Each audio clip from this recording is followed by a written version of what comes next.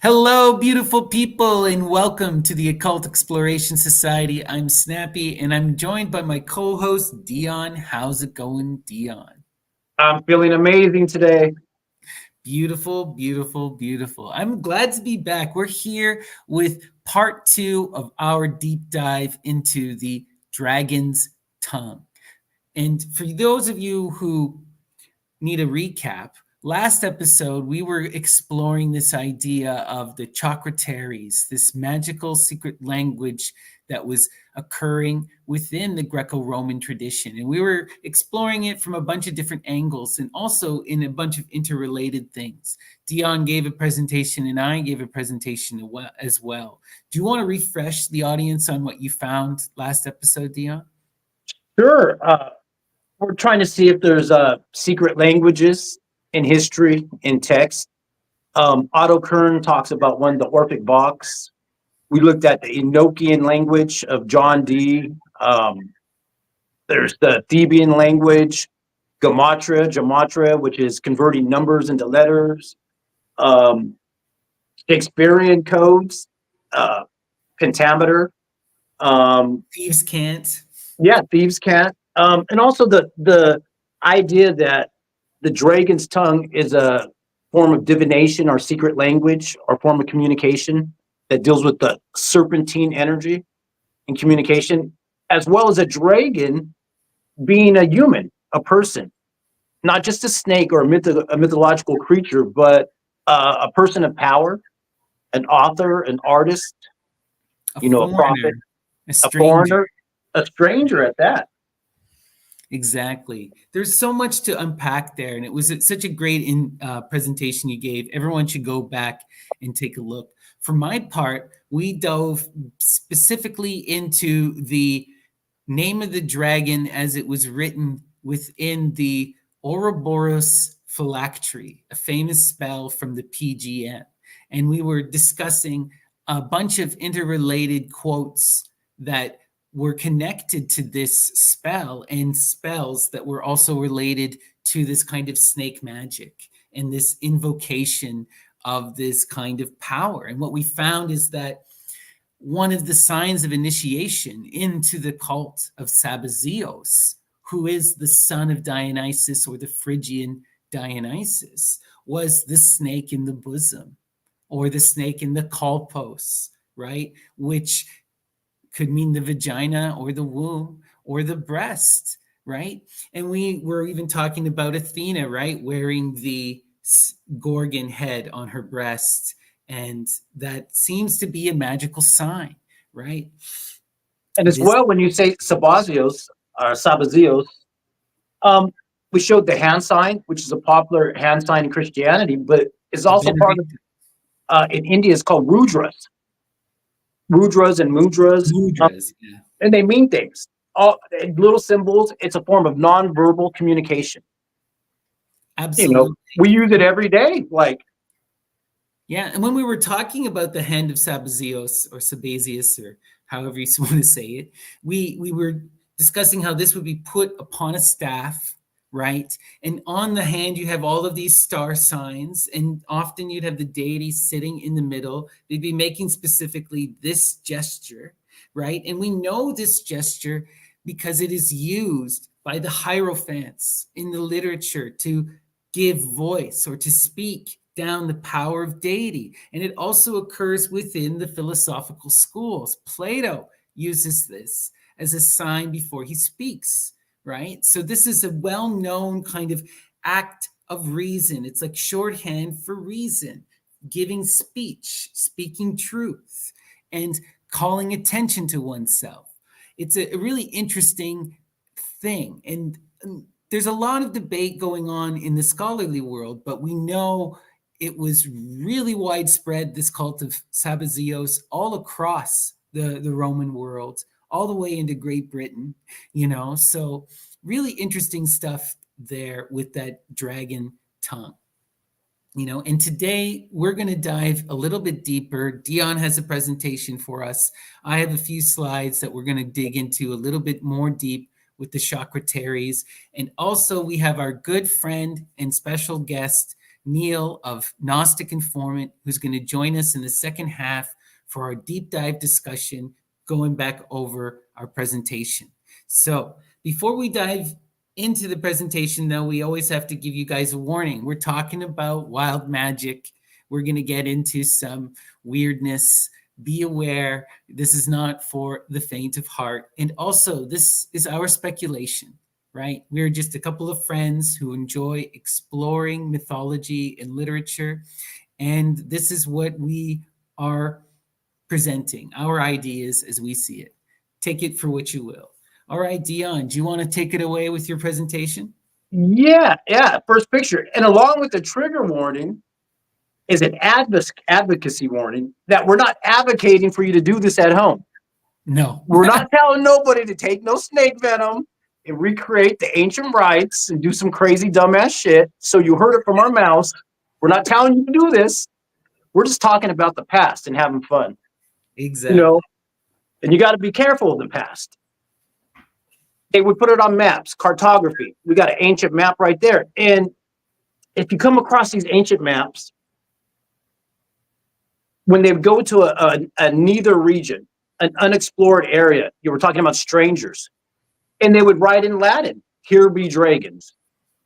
Here be dragons. That's the unexplored part on a map, unexplored territory. They're warning you. We don't know what can happen if you go past this point. So that's what we're talking about today is here be dragons. And we're not talking about just dragons, the dragon's tongue. We're talking about dragon's skin, dragon's blood, snake venom, different body parts.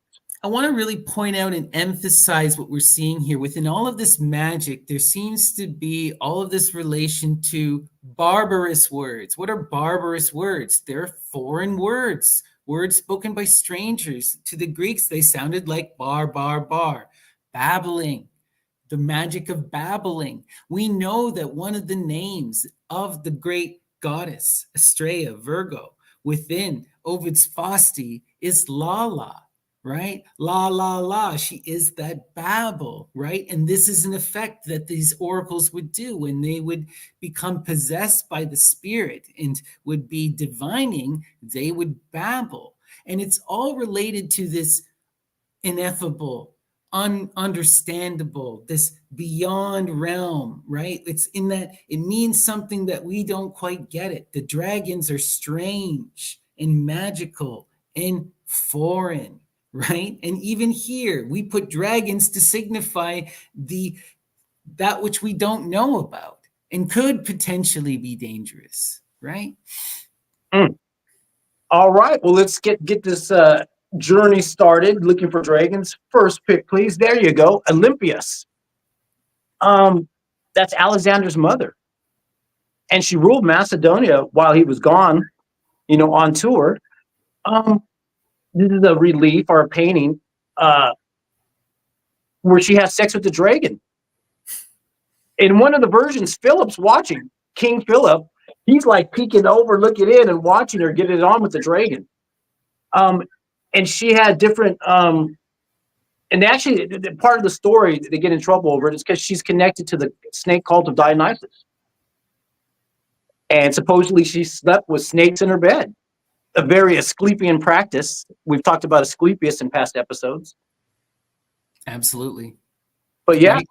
And the story is about that she engaged in this pact in order to have a divine king as a son, to give birth to Alexander. And this is part of the Alexandrian romance. And we'll be excited to pick Neil's brain a bit about this because this is something he was interested in a few years back, I remember.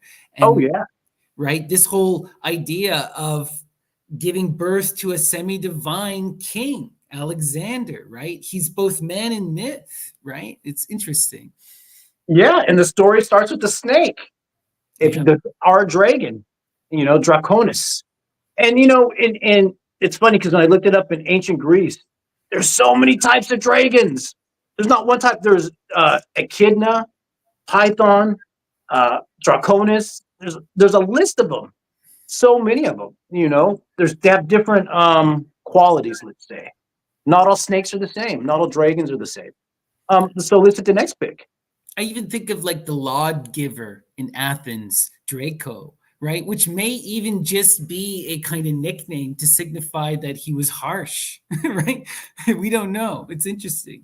Oh, here's one of those coins showing Olympias with a snake. And it would seem that she has a little cup right there, feeding it, or either milking it to get the venom, or feeding the snake something to put it to sleep. But there is a symbiotic relationship that deals with ingesting something. Somebody's ingesting something, either Right. way.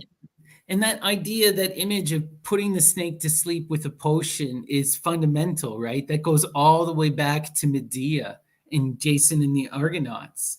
And that's how Jason gets past the serpent in order to get to the golden fleece, is that he is given drugs to put the serpent to sleep, right? Yeah, I guess a woman and a serpent, Eve and the snake, is kind of part of the theme today. So let's hit that next pick.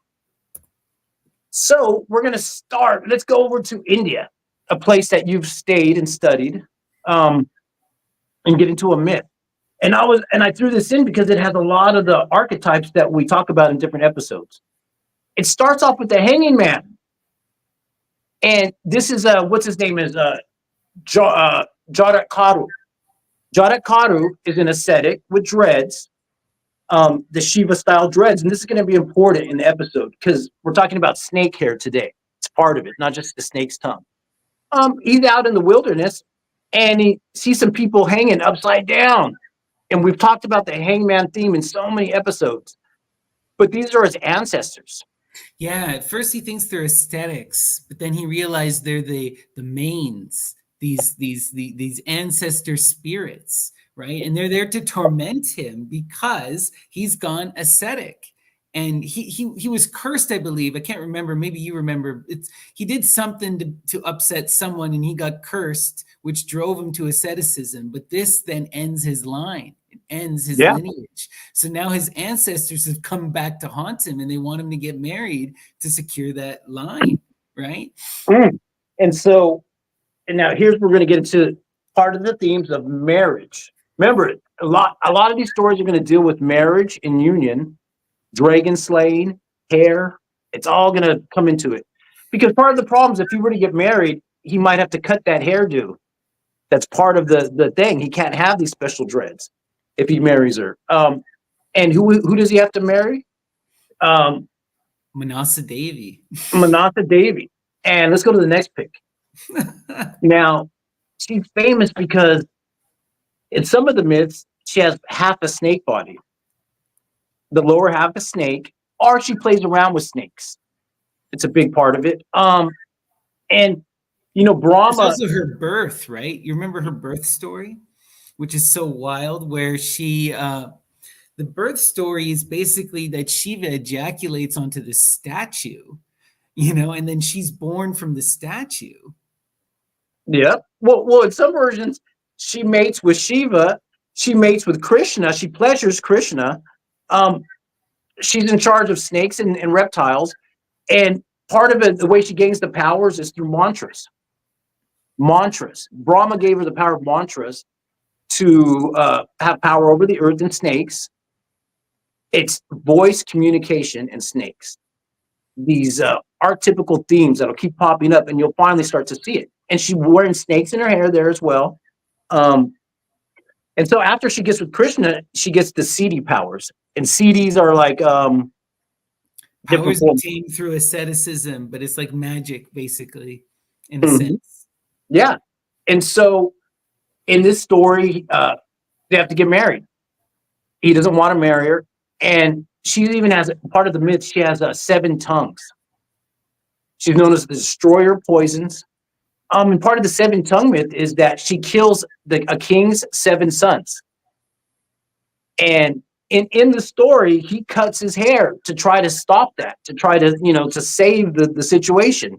It's through the power of the hair and the snake and the power of communication with her. But it doesn't work, And they have a son, too. You know about the son? Yeah, I'm trying to remember his name. It's Ashkita or something. Yeah, Ashkita. We'll go to the next pick. Oh, before we do that, I just Oh wanted to yeah, talk yeah, about yeah, yeah. one crazy aside, because when Dion mentioned that he was going to talk about Manasa, I had looked into her briefly, and there's all this scholarly debate as to her origins. There's a few interesting characters. There's this um, tribal deity in upper northern Bihar, northeastern India. That seems to be where Manasa is most worshipped in modern India and even in ancient India. And up there, there's a tribal people called the Karati people, and they have a tribal goddess called Manchama.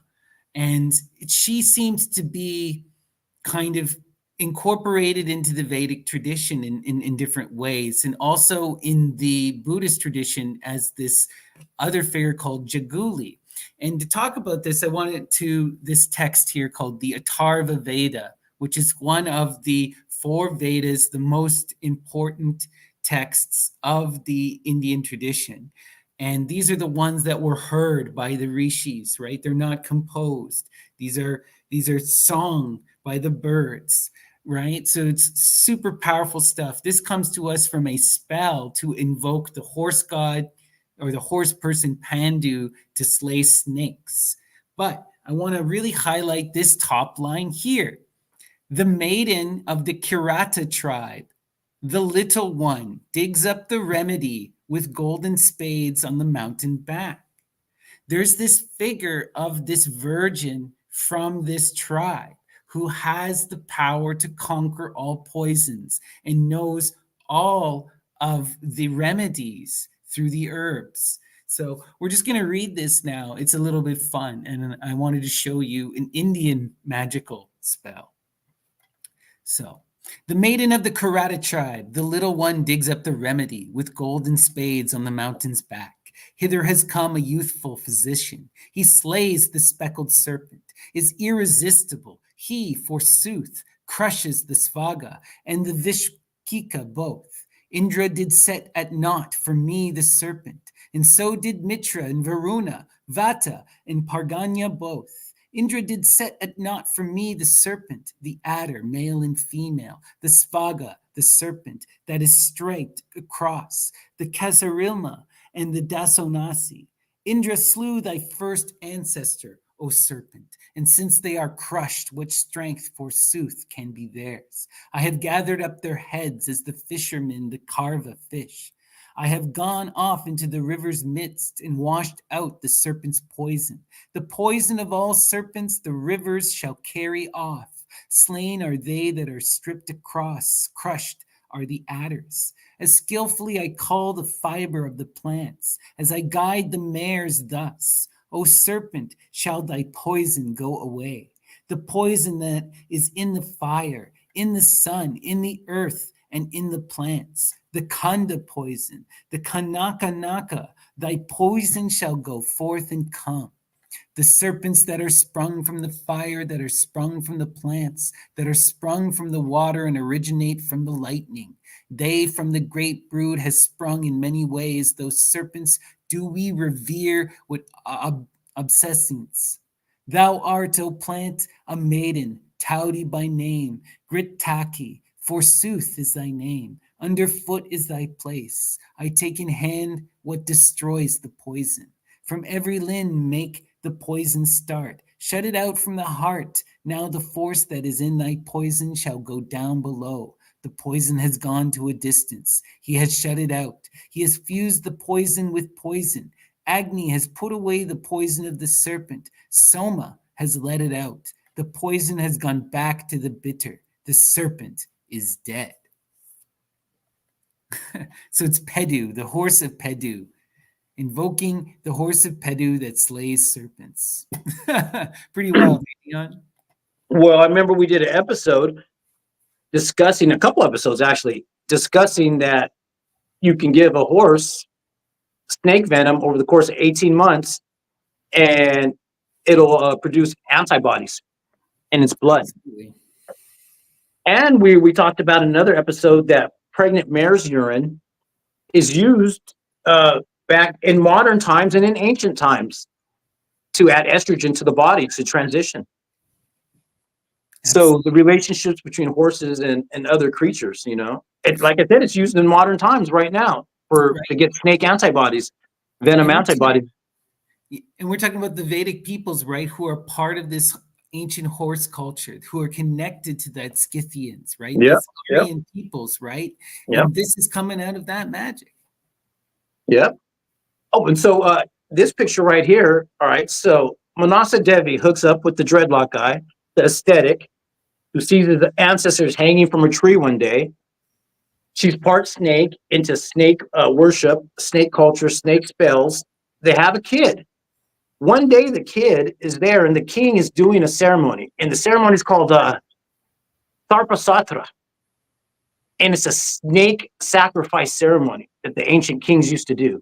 Now, there's more to the story. Now, we didn't even talk about Nagas, but we'll get more into Nagas throughout the episodes, which in India is a form of snakes. We could say in snake worship and the Naga priests, Naga kings, the Naga lineage. The Naga people, Naga right? people, yeah. And so in this story, the son is right there. He's in the middle, and he got mad and stopped the snake sacrifice. And he has his hand up right there doing something, doing a rudra,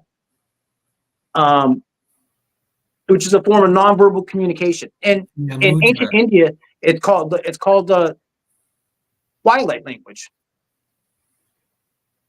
Twilight language. And the twilight language was used by the Brahmins Hunters. and priests, yeah, Hindus, and it involved gestures, movements, even like in India, when they tilt the head, you'll see that it's nonverbal communication. There's Mhm. more to it. And so in this one, he has a hand up, doing the hand signal, stopping the snake sacrifice. And the king stopped it. He was like, oh, tripped out on that. And since, this is part of ancient snake worship.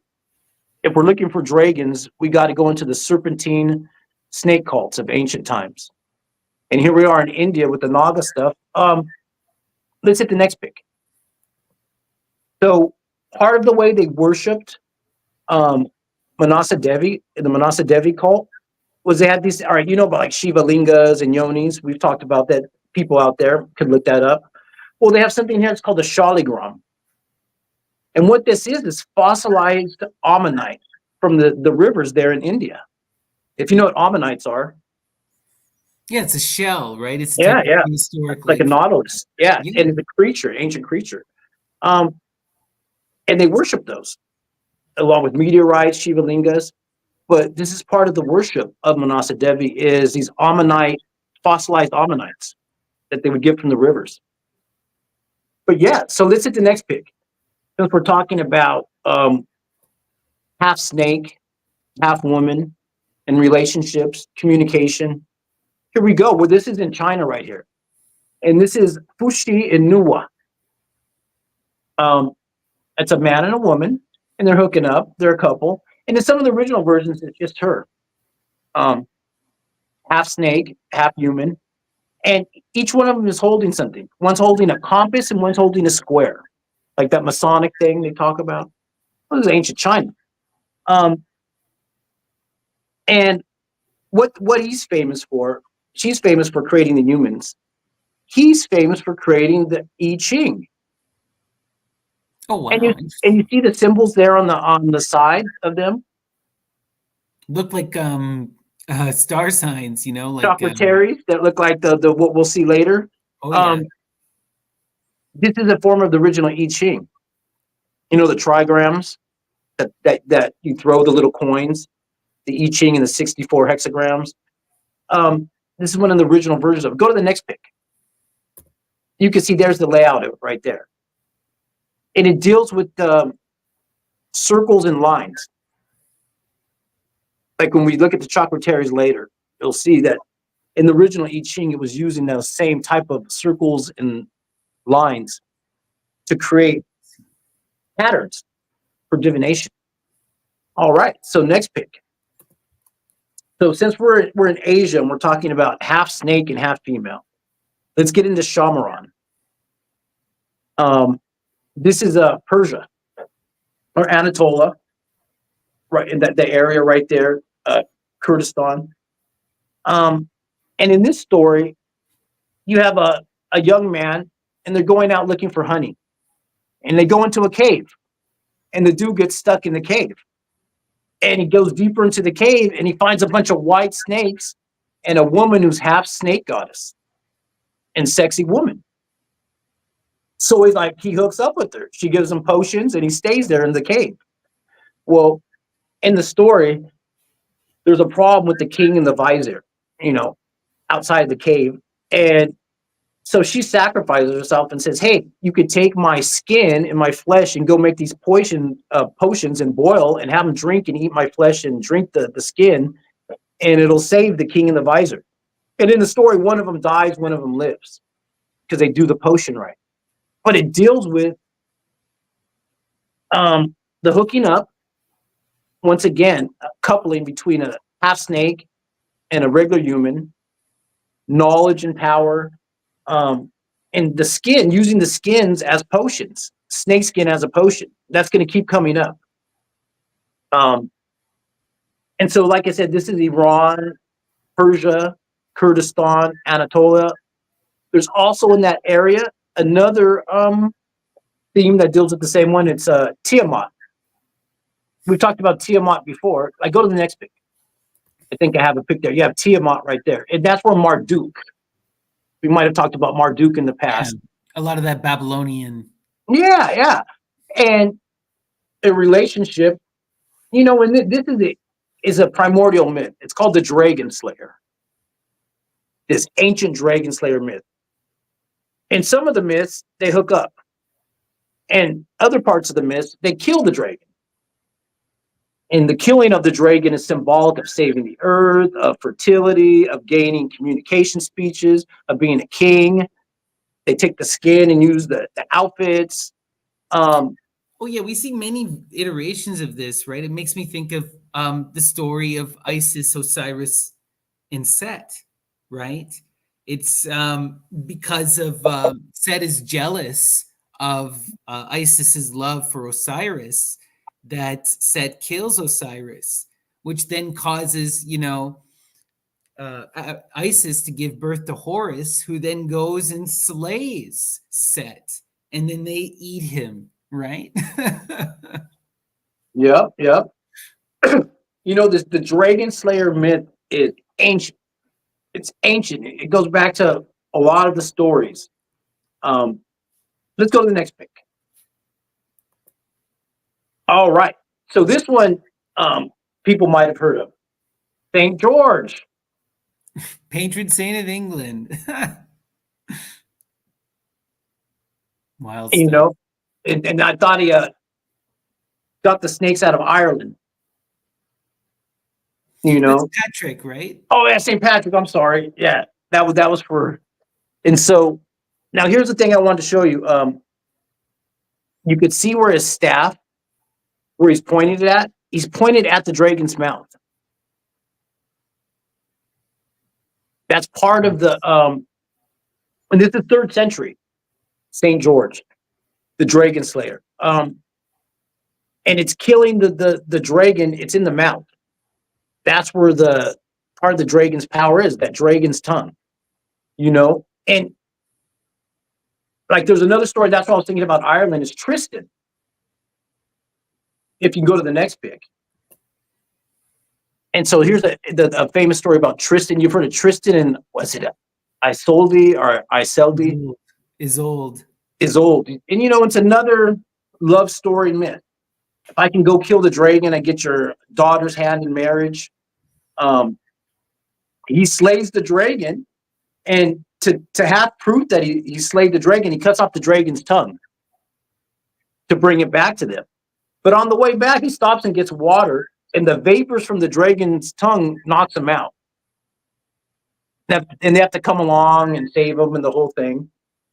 But here you can see a clear example of the dragon's tongue.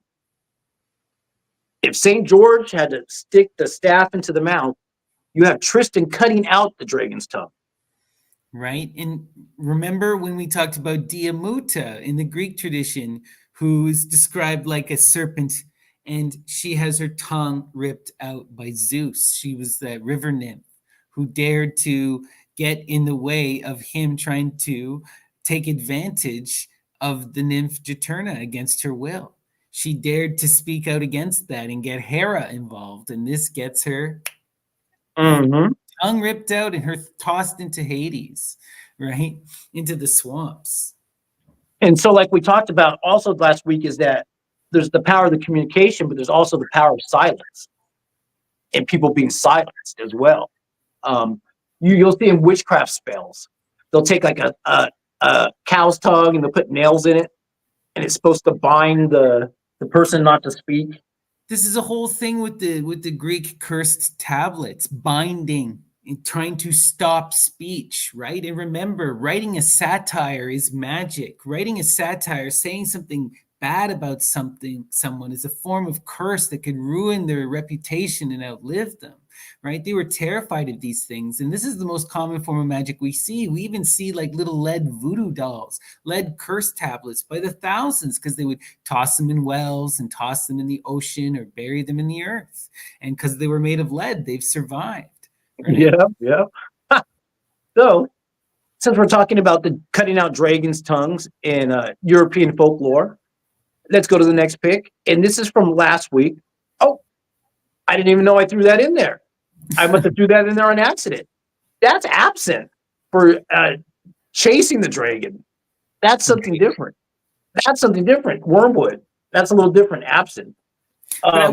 The fact you brought this up is kind of interesting, because I was talking with a friend of ours, Banvi, in a group chat, and they were talking about some research they had been doing, looking into the description of the of Melano, who is one of the Furies, right? And in the description of Melano, it talks about them being this kind of green, right? But it's that green that is both on one hand signifying death and decay and vomiting, but also signifying that new life, right? And they were able to connect this to the same kind of phrasing that you see in Revelation in terms of death riding the pale green horse, right? That's what they're talking about. This green horse that is both death, this green that is both death and life, that is that Melano, right? Love it. Love it. All right. Related to these potions, of course, right? Oh, yeah. That's the dragon right there. So last week we talked about Ammon. And this is Austria, Tyrol area. And I showed a couple pictures from the myth there. And this is 9th century. And here in this story, Ammon destroys a dragon. Here, Ammon's a dragon slayer. You can see right there, he has the dragon's tongue. He's holding it in that photo. At the Tyrolean State Museum, they have a couple statues. And in one version, it's a swordfish horn that's dipped in gold. That's the dragon's tongue. And you can see it's at the Tyrolean State Museum. As well, there's other versions that the dragon's tongue is really, I showed you last time, that stuff that's called ichthol. And it's shell oil from Tyrol in Austrian Alps, which is used as a healing liquid or salve all across Europe. And that's what they call the dragon's blood. And that's what it's called to them. The dragon's blood is this healing ointment of ancient oil that they get from the mountain there. And that was slayed by Ammon, the dragon slayer. There is, and we showed you a couple pictures last week holding the dragon's tongue. It's a trophy. So sometimes it's a trophy. You got to have that tongue to show. You got to have proof of it. So let's go to the next pick. We're going to get into more dragon slayers that deal with tongues and dragons. And this is 9th century, same time period, over the other side of the Alps. And this is a Danish. And it's Sigurd. And his name is Sigurd, Snake in the Eye. Because he was born with the Ouroboros around his left eye. And I wasn't really even going to talk about it. He came up as a side note because I was looking up a different Sigurd. Let's go to the next picture. All right, here's the other Sigurd. And this is the one that he kills the dragon. And this is 11th century. And what happens is, and this deals once again, if you kill the dragon, you get the woman. You get to marry the king's daughter or save the woman. In this version, he kills the dragon, cuts off his tongue, but the blood, he gets a taste of the blood onto his tongue. And from that point on, he understands the language of the birds. And this is German, Nordic mythology right here. Norse. Sigurd, the dragon slayer. And they have, two Sigurds that deal with dragons. But in his image is the Ouroboros. And he has the power of the language of the birds from the blood of the tongue. And this is the 11th century myth. So it's already out there. This is an archetype. You're going to see it. You're going to see it all across the world. Let's go to the next picture. All right. We talk about her a lot. Hildegard von Bingen. Special, very special. I threw in this picture of her because she's holding that staff, the augury staff. That means you could communicate with birds. That staff, the augur staff. Hildegard was a polymath. She spoke multiple languages, spoke ancient Greek, composed music, wrote mathematical treatises, books about herbs. She was a painter. Go to the next pic. She painted this right here. That's with the dragon right there. The dragon and the angel. You notice the angel's halo is kind of like a wheel. We talk about the wheels. It also makes me think of the chakra-teres. We will see a symbol that looks very much like that halo. Yeah. And the dragon is communicating through the tongue to her, through his mouth, to the angel in this one. She drew this. This is one of her famous paintings. Go to the next pic. And it's the thunder, that lightning, right? There's a connection with the thunder and the lightning and the dragon as well. And she did other things too. In one of her herbal books, she talks about using the dragon's blood as a curative. And other authors posit that she came up with something called the dragon's tongue. And here it is right here. It's called the Lingua Ignota. And this is her secret language that she came up with. And some people call it the dragon's tongue. Different authors have posited that. And here it's her own scripts, like the Enochian script that John Dee came up with, and these different scripts.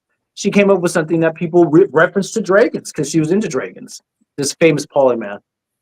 So let's go to the next pic. Since we're going strong. William Blake. Yeah, William Blake. It's that story once again with the snake. We started off with Olympias having sex with the dragon or the snake. Well, in some versions of the Garden of Eden, what is the snake and Eve's relationship? In some versions, he's whispering in her ear, the snake communicating to her secrets. In some versions, she has sex with the snake. In some versions, she's licking the snake's skin. There's these different versions of it. You have anything to say about this? Well, when I think of Eve, immediately in the Greek, right, you get to the story of Zoe, life, right? And the golden apple is the quince, right? And again, this relates to melano. Melano, the color that she's described of is the quince, right? The quince is this fruit that brings life and death and knowledge, right? There's a lot of wildness that's going on here. And, sometimes they're called golden apples, and that could easily relate to several different types of mushrooms that we're aware of. But also, when I see the dragon and the serpent, and we see all of these sex rites, I think it's also relating to foreigners, a foreign man coming into the tribe and taking off with one of the women through seduction, right? Through offering a different way of life. You got to remember, in these ancient societies that were tribal, this was a very common phenomenon where people would just, if you didn't like the way your life was, you just go take off. A strong man or strong men or a strong group of people with strong women could go form their own tribe, right? This is a thing that did happen. And often you see tribes that would oppose one another, right? In the way that they're structured. If you have a patriarchal tribe here, you'll have a matriarchal tribe over here. you know, and we see this constant battle between this kind of chthonic and Olympian, this foreign other, this older displaced other that is now being usurped by this new culture, right? You see this in all of the mythology, in the Indian mythology, in the Greek mythology. So I think that this is representative of drug rights, but also of foreign influence, strange men coming in and influencing the women, you know, through knowledge and through, you know, just being exotic and different, offering a different way. Love it. Well, since we started off at the beginning of the Bible with some snakes, let's go to the next pick. Go to Revelation, to the end of the Bible. And we showed you this verse last week. And I beheld another beast coming up out of the earth, and he had two horns like a lamb, and he spoke as a dragon. Speaking as a dragon in the Bible. It's at the end of the story, at the beginning of the story. You know, go to the next pick. And you know what's funny? That the beast of Revelation, I think the word is Asterion, means snake too as well. It can mean snake when you look it up in the ancient Greek. And part of the word is theriac. You get that word therion, theriac, theriaca, which was a potion for healing. And curing all poisons, going back to that Manasa. And I just remembered one thing I wanted to add about Manasa before I completely forget, is that we don't know what this word means, but if you look at the Linear B, one of the words that is inscribed in the Linear B and is thought to be a goddess name is Manasa. Anyway, but yeah, the theriac is wild. It's the beast, right? And it's made with viper flesh in some versions. You know so wild. And go ahead, sorry. No, go for it.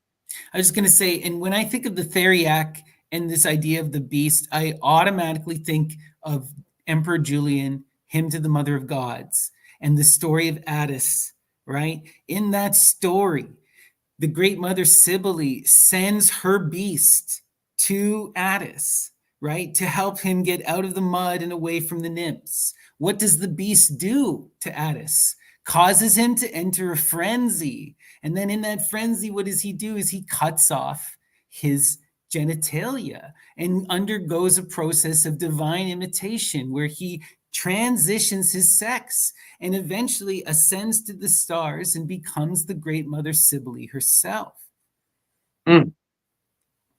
Yeah. You know, and the snakes are part of the ritual, the mystery rite of the Cybele mystery rites, the Christian mystery rites. It's in the Bible at the beginning of the story, the end of the story. You know, go to the next pick. And in modern times, they're messing about with snakes still, snake handlers. Here's an Appalachian picture back in the 50s. And they would handle these snakes, and they'd go into a trance. And what would they start to do? It's called speaking in tongues. Speaking in tongues. You're playing with snakes, speaking in tongues. You know? Doesn't this sound like the oracles? Playing with snakes, speaking in tongues, doing the bar, babble, la, la, right? Yep. And that's what it sounds like. That's what they sound like when they do it. It is divine revelation, I'm telling you. You know, and since we're in this neck of the woods, the Appalachian and area and all this whole area, let's hit the next pick. We've talked about this several times. Tadadao, Hiawatha, Dekanawida. And Jiganose. Yeah. Jiganose, yeah. And this is the Haudenosaunee, or what people know as Iroquois Confederacy. And in this story, it's a deep story. It starts with a cannibal kicking it in his house, getting ready to cooking up a pot of flesh. And the dude comes, Dekanawida, on the roof and looks down, and Hiawatha sees him in the reflection of the pot and trips him out. And he talks to him and calms him down and says, you know, you need to be a good homie now, no more cannibalism, and you're going to save the people. And he teaches them the ways, and he goes around. And part of the story, I even got more into it later, was that Dekanawida is not an eloquent speaker, but Hiawatha is. but Decanawida taught him the magic and said, hey, you He's can the go great around and tell the king. people, yeah, you're a good talker. But there was one hardhead that wouldn't give in. And in the picture, you see him right there. And his name is Tadadao. And some versions, it means he with snakes in his hair. Or entangled. Hair is tangled. And Hiawatha means he who combs. Because the way the story goes, he combs the snakes out of his hair, removes the confusion from his mind, and turns this bad boy who was kicking everyone's ass up and down all the states in the Iroquois nation into a good guy, into the leader of the Confederacy, an eloquent speaker, and goes around healing people and brings all the tribes together. Yeah, he becomes the first and greatest democratically elected leader of the Haudenosaunee people, right? Of that Iroquois Confederacy. It's such a wild story. One thing I want to add is just the presence of Jiganase, who is the woman, because there are the founders of the Confederacy are Hiawatha, the great peacemaker, Diganoweda, and then Jiganose. Because what happens, as you pointed out, is that the peacemaker and Hiawatha are able to convince everyone but Tadadaho, who's like, no, I refuse. And every time Hiawatha goes, Tadadaho has the power to kill from afar, and he murders his daughters. He does it 3 times, kills 3 of his daughters from afar, until finally he breaks down in crying, and that crying causes Jiganose to get involved. And she goes and whispers in Tadaho's ear and finds out the things that he would want and he would need. And what eventually happens is they teach him magic.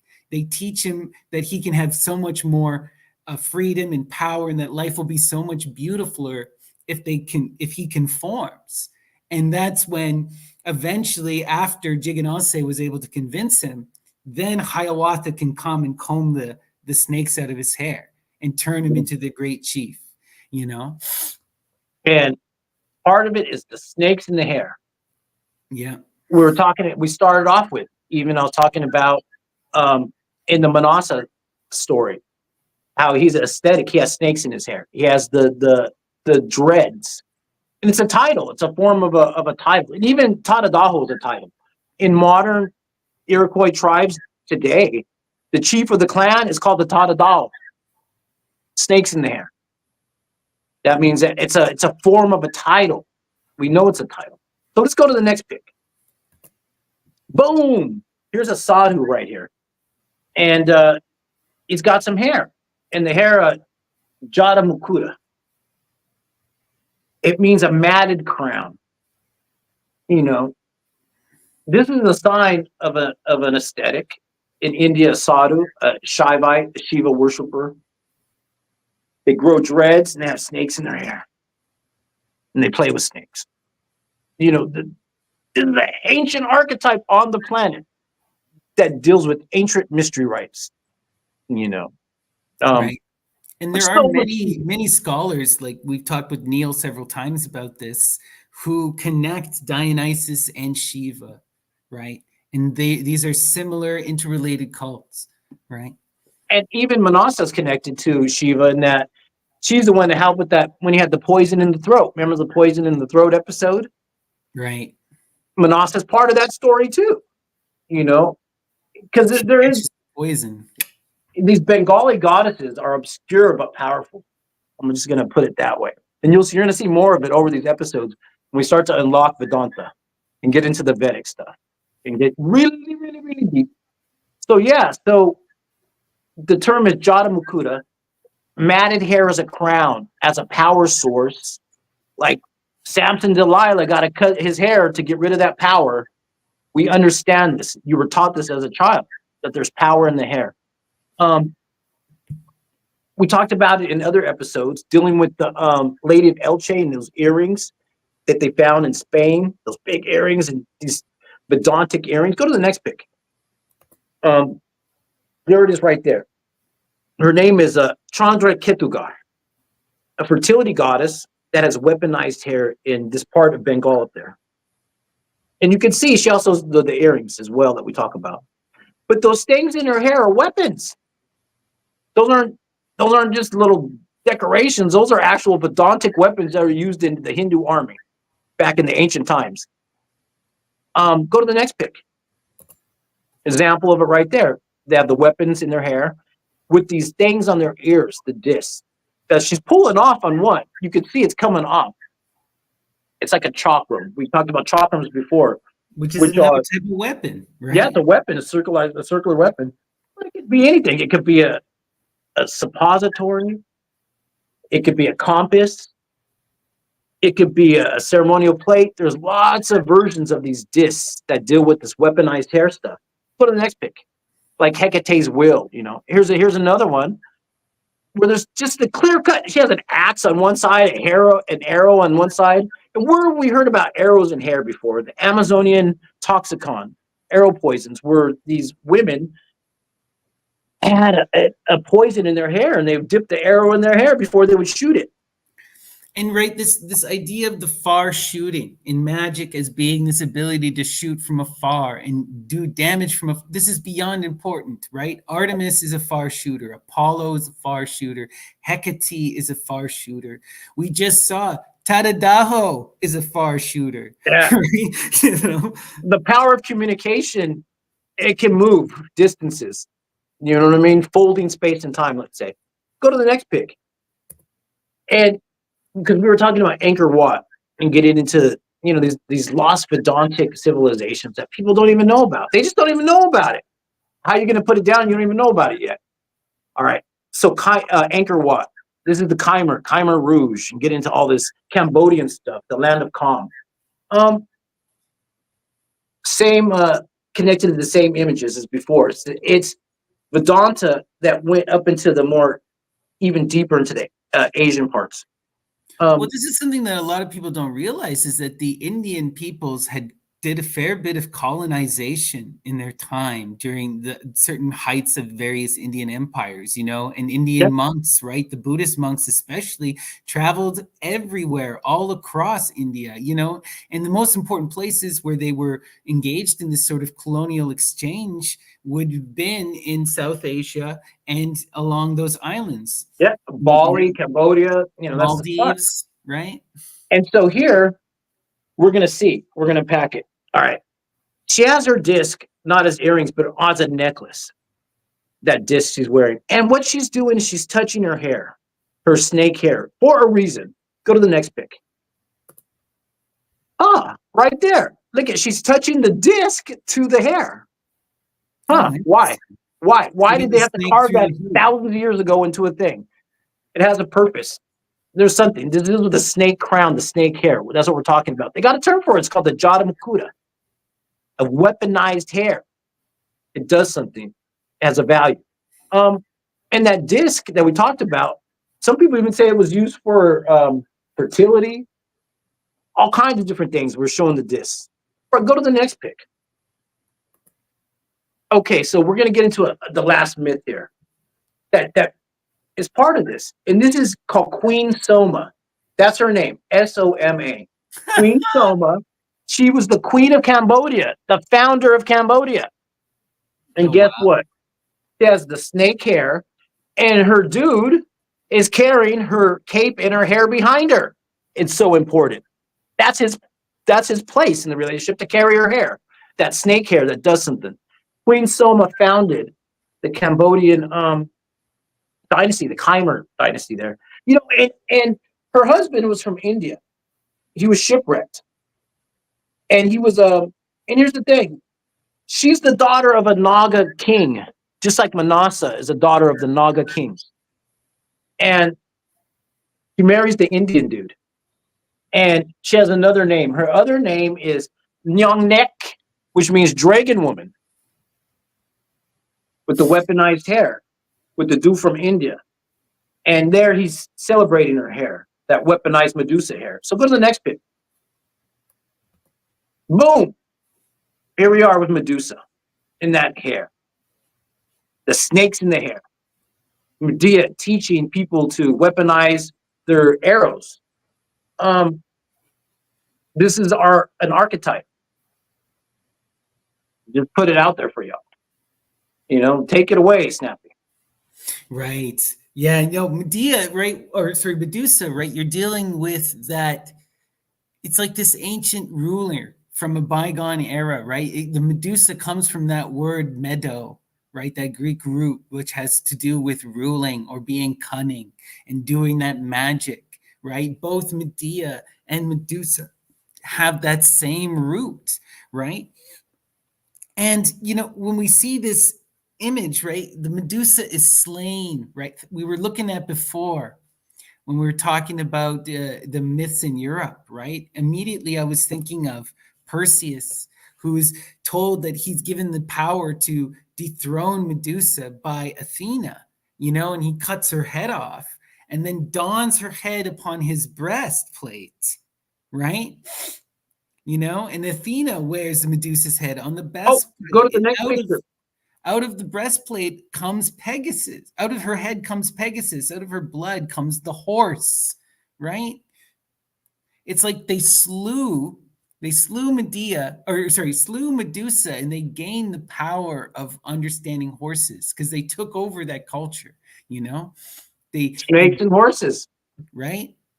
And here, right here, this is a snake, that little head, that's Medusa's head. It's on a goat skin that they're wearing as a shield, as a cloth, as a chiton. And a chiton is for women that expose one breast because they're an Amazon warrior. And in ancient times, that could be not just that little head, but actual snake's head attached onto the goat skin.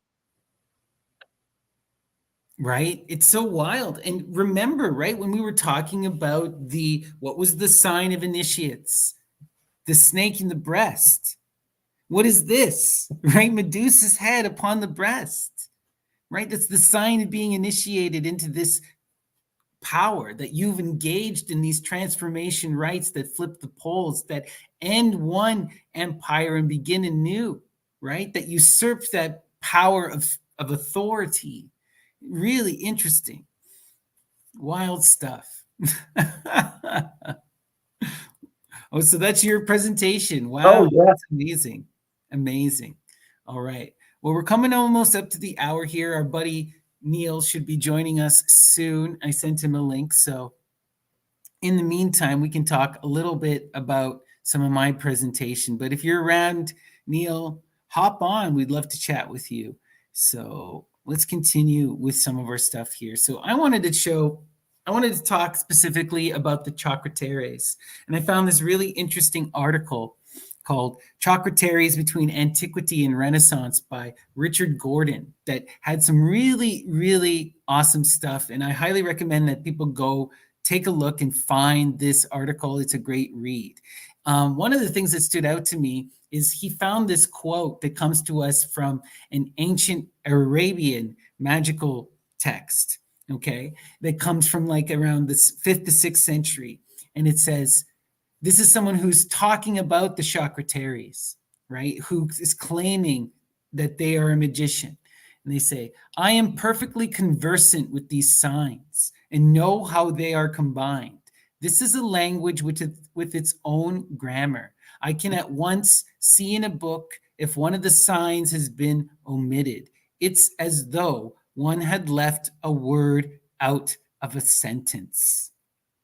So super just wild right there. Like people are claiming that they can read and understand this language. And now the scholar Richard Gordon, he doesn't fully accept this, but he does give this as a potential possibility. And what he's basically is showing that is he believes that this is, when we look at the archaeological evidence, these specific chakra-teres come out of the Greco-Egyptian coming together of ideas, specifically in North Egypt around Alexandria. And they start appearing in the 2nd century and they continue until about the 5th century.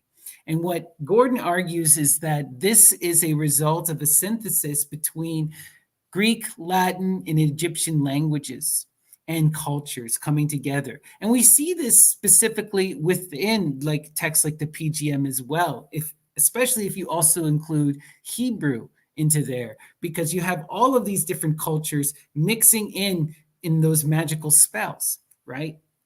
And what Gordon basically is arguing is that these specific signifiers are actually a translation of hieroglyphics, and it's an evolution of priest language.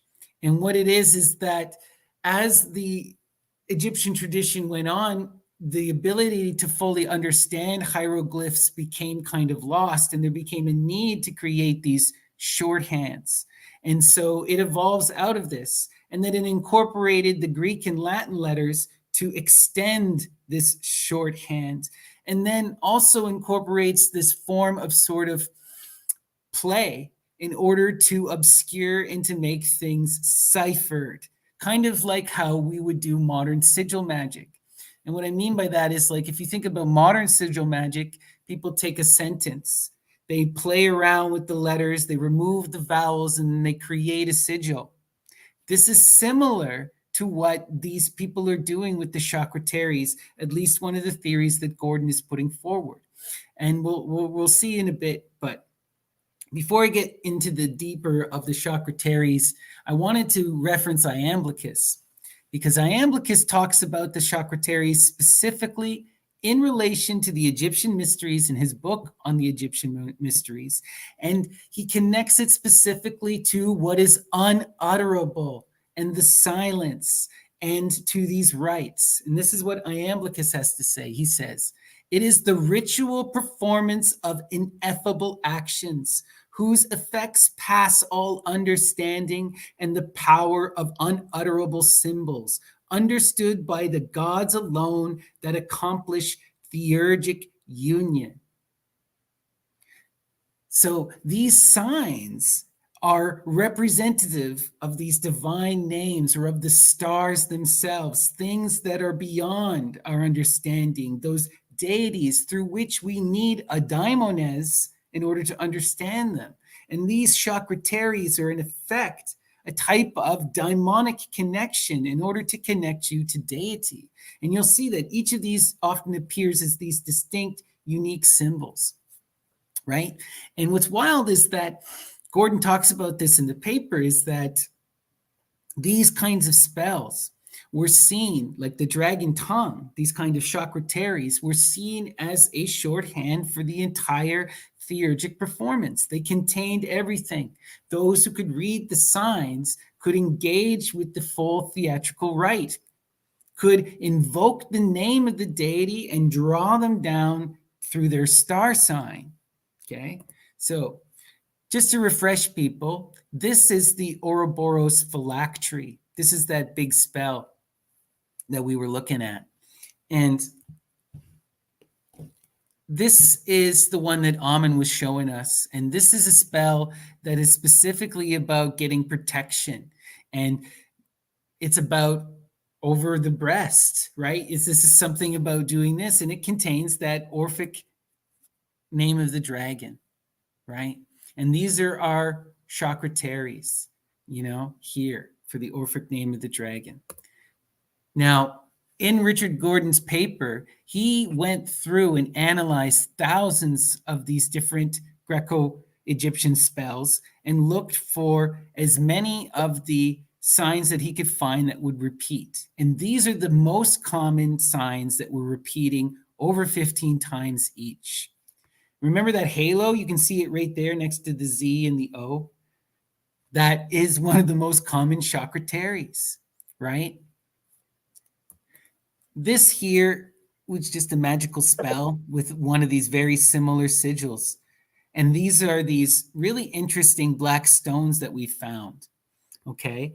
Oh, let me just read it here, what it says. It says, "The upper face of one of the 3 amulets of black stone belonging to the so-called divination kit that was found in the town of Pergamum." Remember, Pergamum is where Emperor Julian studies and learns the cult of the Great Mother. It's where the original idol of Cybele comes from and gets installed in Rome.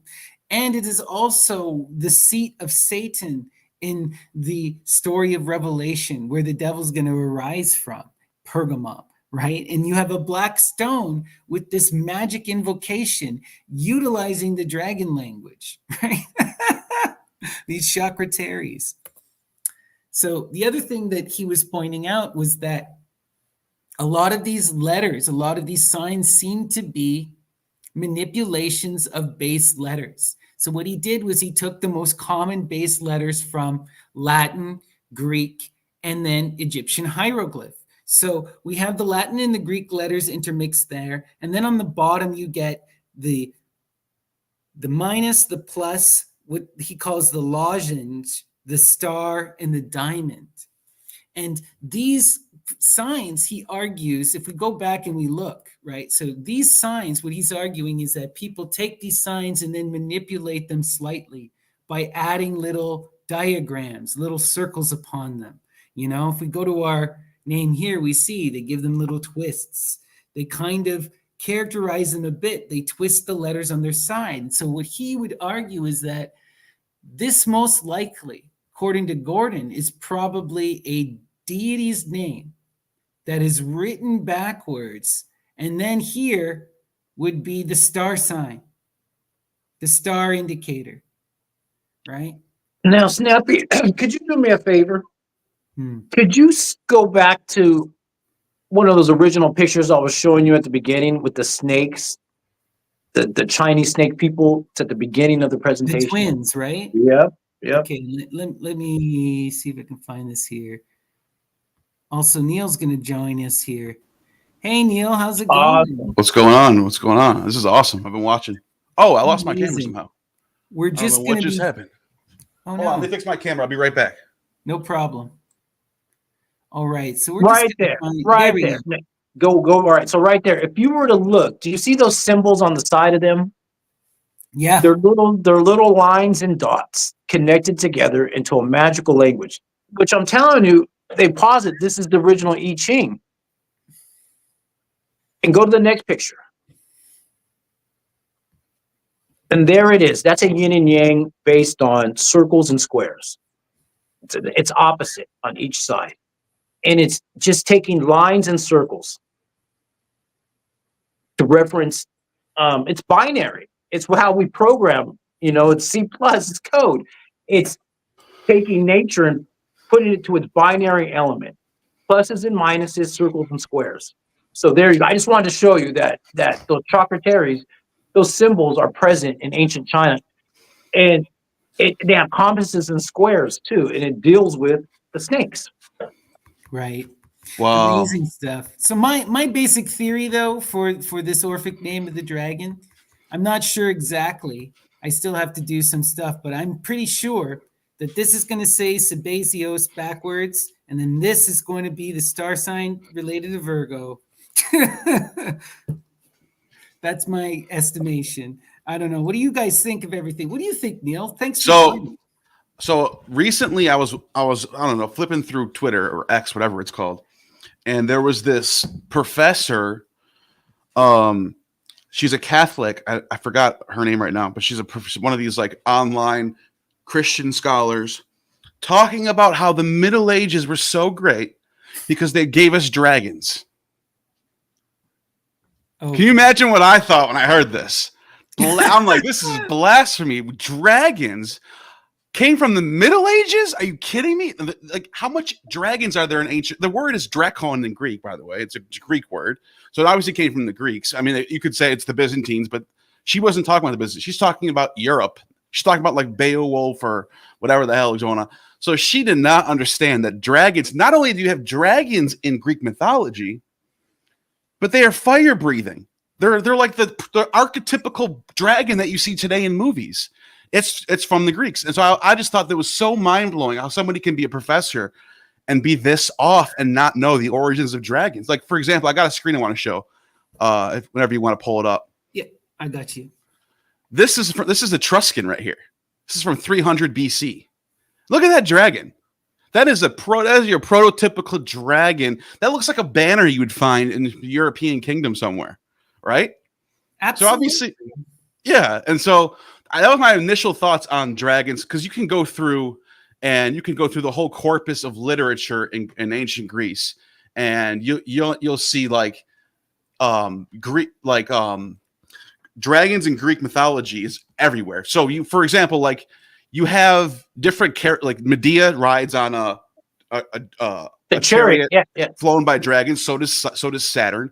By the way, so does Helios in some of the text, which is his granddaughter is Medea. So is it the same chariot? I don't know. Apollodorus. I love reading Apollodorus. I've been reading a lot lately for a video that I'm working on because he's the main source for a lot of this stuff.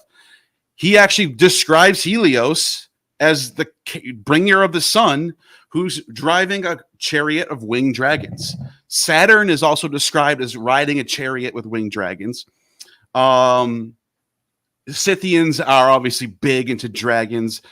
Herodotus talks about that. They also have griffins and those type of the Gigantomachia. You have Athena being attacked by a giant dragon. So, and then Hercules is fighting a fire-breathing dragon at that. Hydra, right? Yeah. You have the Serpens constellation. There's snakes and dragons everywhere. Literally Apollo killing Python. Apollo killing Python. It's such a primordial image.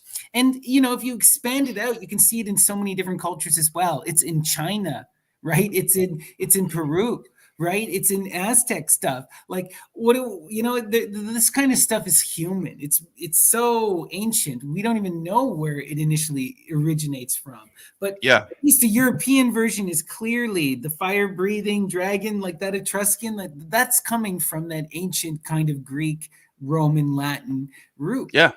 Coming from that Mediterranean world. It's coming from those Pelasgians, baby.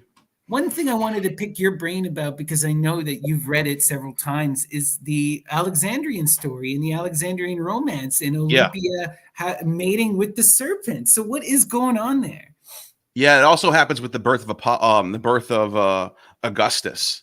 So first of all, in the Greek Alexander romance, there's this scene where Olympias is laying down. She's in her bed. She's the princess of the Epirus, and she's being married off to the king of Macedonia. But Philip's not the father of Alexander in this story. No. It's Ammon, who comes in at the middle of the night in the form of a serpent. He does it through his prophet, that last pharaoh. What the hell is his name again? I don't know how I drew the blank on his name. Let me just look this up because I have to know this. Father of Alexander. Appreciate it. Nectanebo. So Nectanebo, who's the one who tells Olympias that you will give birth to the son of Ammon, the greatest of all the gods. She's like, what? And then she meets him, by the way. It says that she meets him at the local Dionysian cult. Like that's where she finds this dude. He escapes Egypt because the Persians are ruling Egypt, and he's like, I gotta get the hell out of here. He's the last pharaoh of the Egyptians. The Persians take over Egypt, and he's like, I gotta get out of here.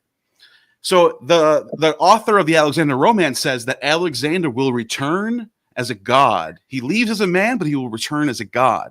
But you don't know what's a foreshadow of Alexander returning as Nectanebo's replacement. But what happens is Ammon takes over his body, turns him into a serpent, gets Olympias pregnant. They give birth to Alexander the Great. But so that's a cool story. There's also a dragon later on in the story where Alexander flies up into the sky and meets a dragon who tells him dude, you're way over your head, bro. Get back down to earth. You're too high up, man. You're way too high on this shit. You got to get down there. It's basically Alexander was so high and so on his high mighty horse that a dragon in space had to come and tell him, calm down. Your life's gonna end too soon if you act like this. Which he does. Didn't he also piss off the Oracle of Ammon when he goes to see what? Yeah, he was. He was very cynical. He was very hot tempered, and he was basically forcing them to give oracles against their will. And but they still were like, yeah, you're the son of God. Yeah. And by the way, your life's gonna end short, but yeah, you got it, kid. You got it. This also makes me just think of Heracles, right? Because Heracles fights two snakes during his birth, and then he's foretold that he's going to ascend and become a god at death. Yeah, he was immortal too. Drugged, right? And then he has to be drugged instead of Blaze. He's like Estrella. He ascends to the stars, right? Heracles is the original mortal turned son of God. And the text actually specifically says that he goes to the right hand of Jupiter. So then when the stories of Romulus are being written, they're copying this. They're saying that just like Heracles was brought up as a mortal to sit at the right hand of Jupiter, Romulus also was all brought up to sit at the right hand of Jupiter. And then 300 years in the future, Augustus ends up, and in my opinion, Augustus wins this Game of Thrones story of the ancient world. So I always tell people, like, think of George R.R. Martin. His Game of Thrones novels are a span of 300 years. This is fantasy. It's not real. But he created a world, and he has a 300-year history, starting off with Aegon the Conqueror, going in like Alexander, pretty much, going in and conquering all these lands. And then the story ends on Jon Snow, who's a descendant of Aegon the Conqueror.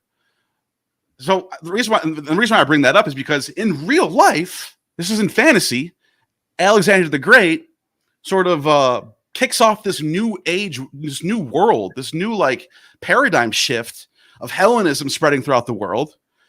But 300 years later, as the generals of Alexander are fighting, Ptolemies are fighting with the Seleucids, the Macedonians are fighting with the Thracians and the Lysimachus, and the Romans are fighting with the Carthaginians, and they're all fighting over who's going to be the next Alexander the Great.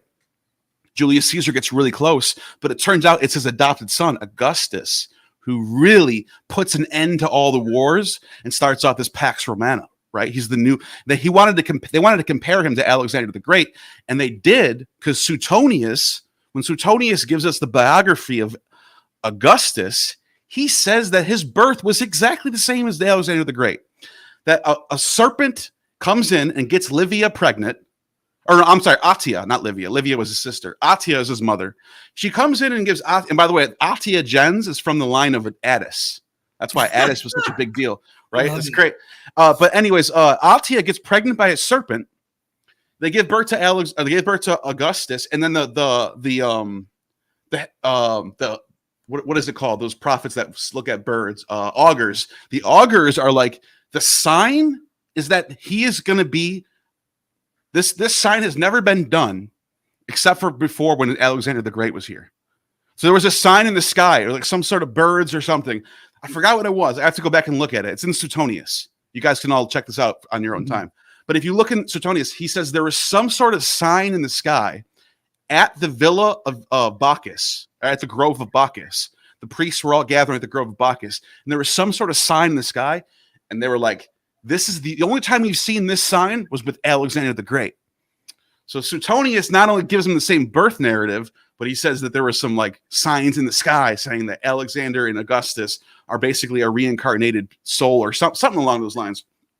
But I have a lot more to say, but what do you guys think? Love it. Love it. Wild stuff, It just, we keep seeing this.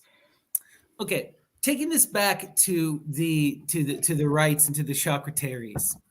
And now what I'm seeing is that this particular magic is about giving birth to a divine lineage of kings, of doing that whole creating of a god person, a half deity, and giving birth to a new lineage. It's like ending one lineage, taking that power and starting a new lineage. You see this with Perseus slaying Medusa. We see this so often in all of these different tales. And remember, right, the sign, we know from Clement, the sign of the initiate into the Sabazian mysteries is the snake in the kolpos. I brought something on that. In the breast, right? Like, and in the vagina, like this having sex with the serpent is literally the sign. And that's what it's about, giving birth to the new generation, which is this combination of earth and sky, like we see in the myths of Persephone, right? Plutus, Zagreus, Sabazios. These are all divine children that are a combination of earth and sky, rulers on the earth, right?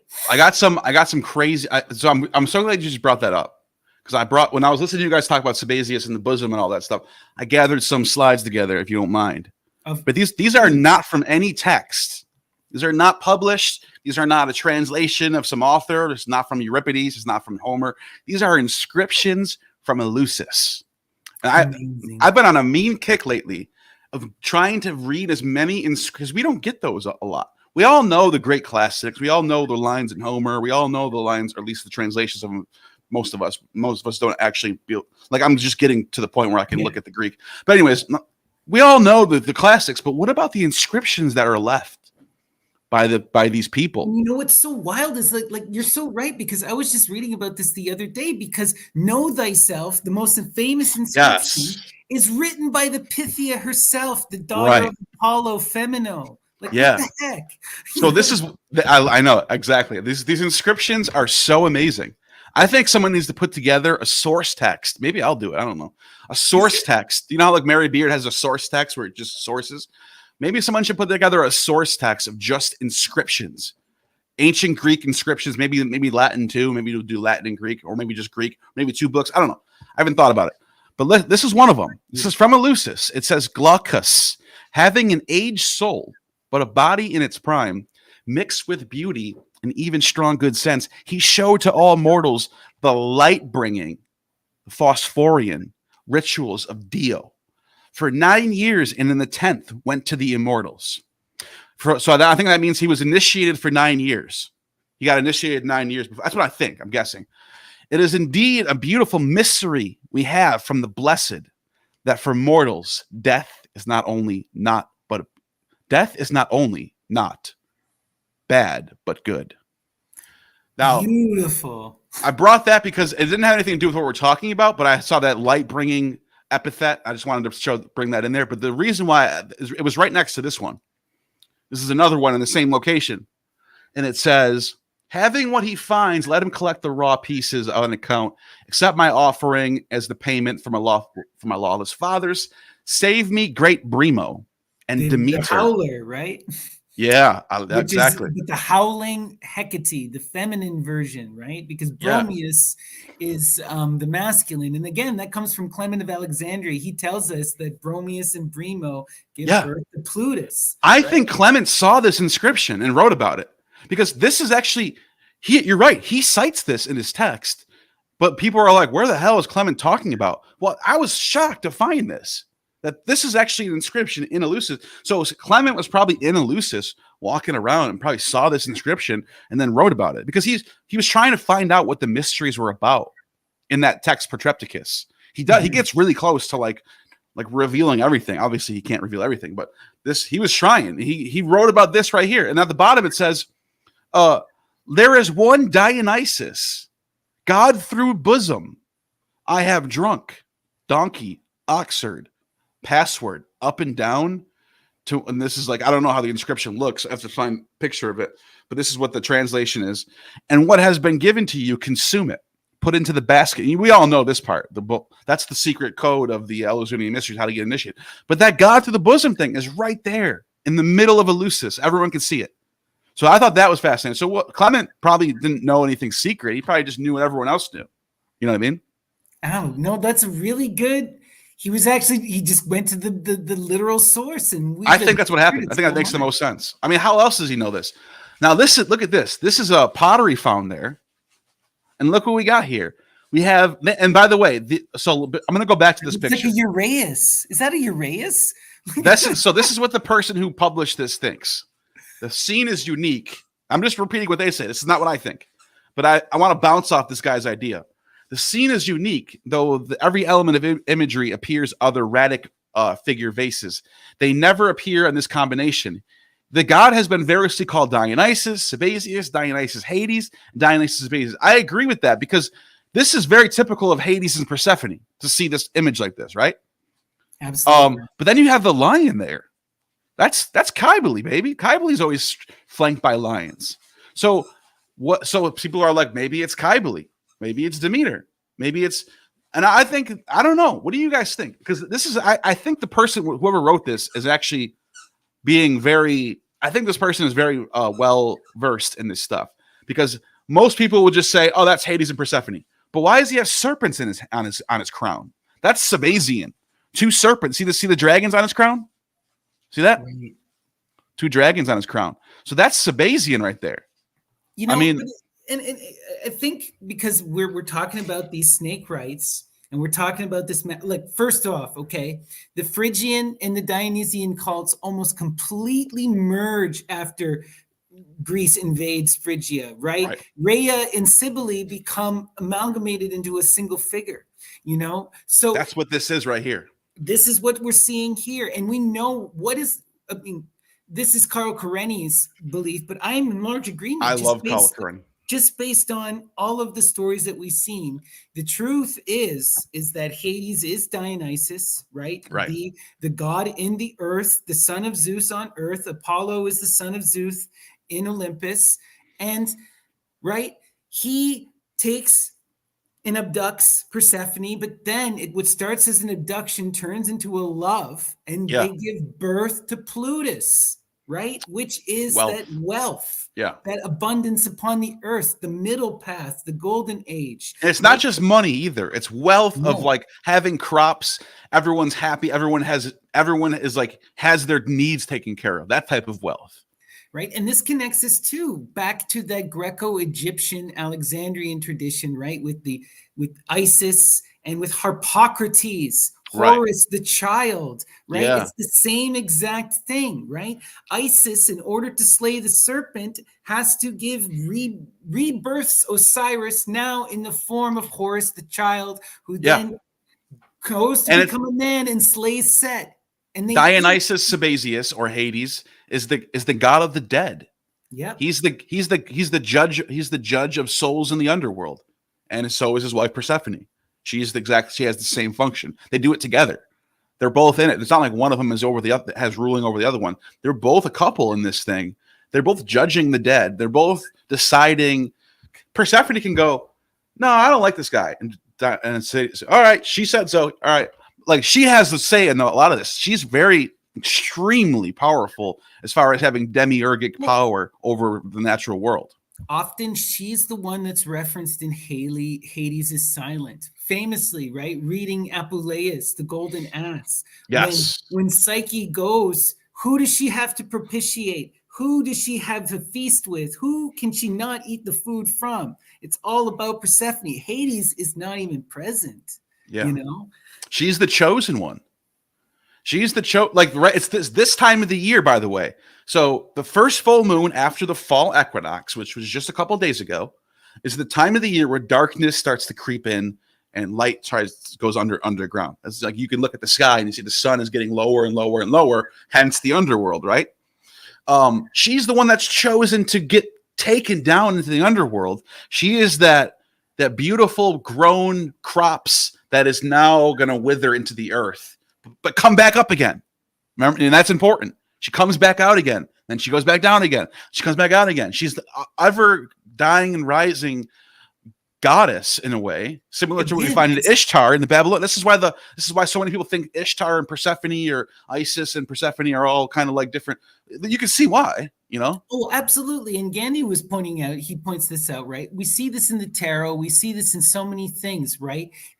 She is the feminine Dionysus, the female version of that. She does the literal same thing. We see this in all of especially in the Latin stories, when we look at like the story of Astraea, right? And she's going to come back as Saturn, right? She's going to come back as Saturn. Who is Saturn but Dionysus from another age, right? Because Dionysus keeps reincarnating. Yes. By the way, if you notice, she's Medea, she's all of these. Exactly. Yeah. Especially with Apuleius and Lucian, they bring it all together. But if you notice something with the succession of the ruler of the cosmos, there's always one ruler of the cosmos, whether it's Uranos becoming the first king of the cosmos, right?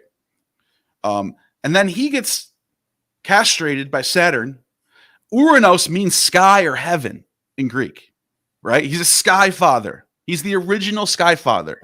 Saturn is chthonic, agricultural, underworldly. He becomes the king of the cosmos. But then, when there's a shift back to the sky again, Zeus is also a sky father. Dios Pater, Dios, sky father. Dios Pater means sky father.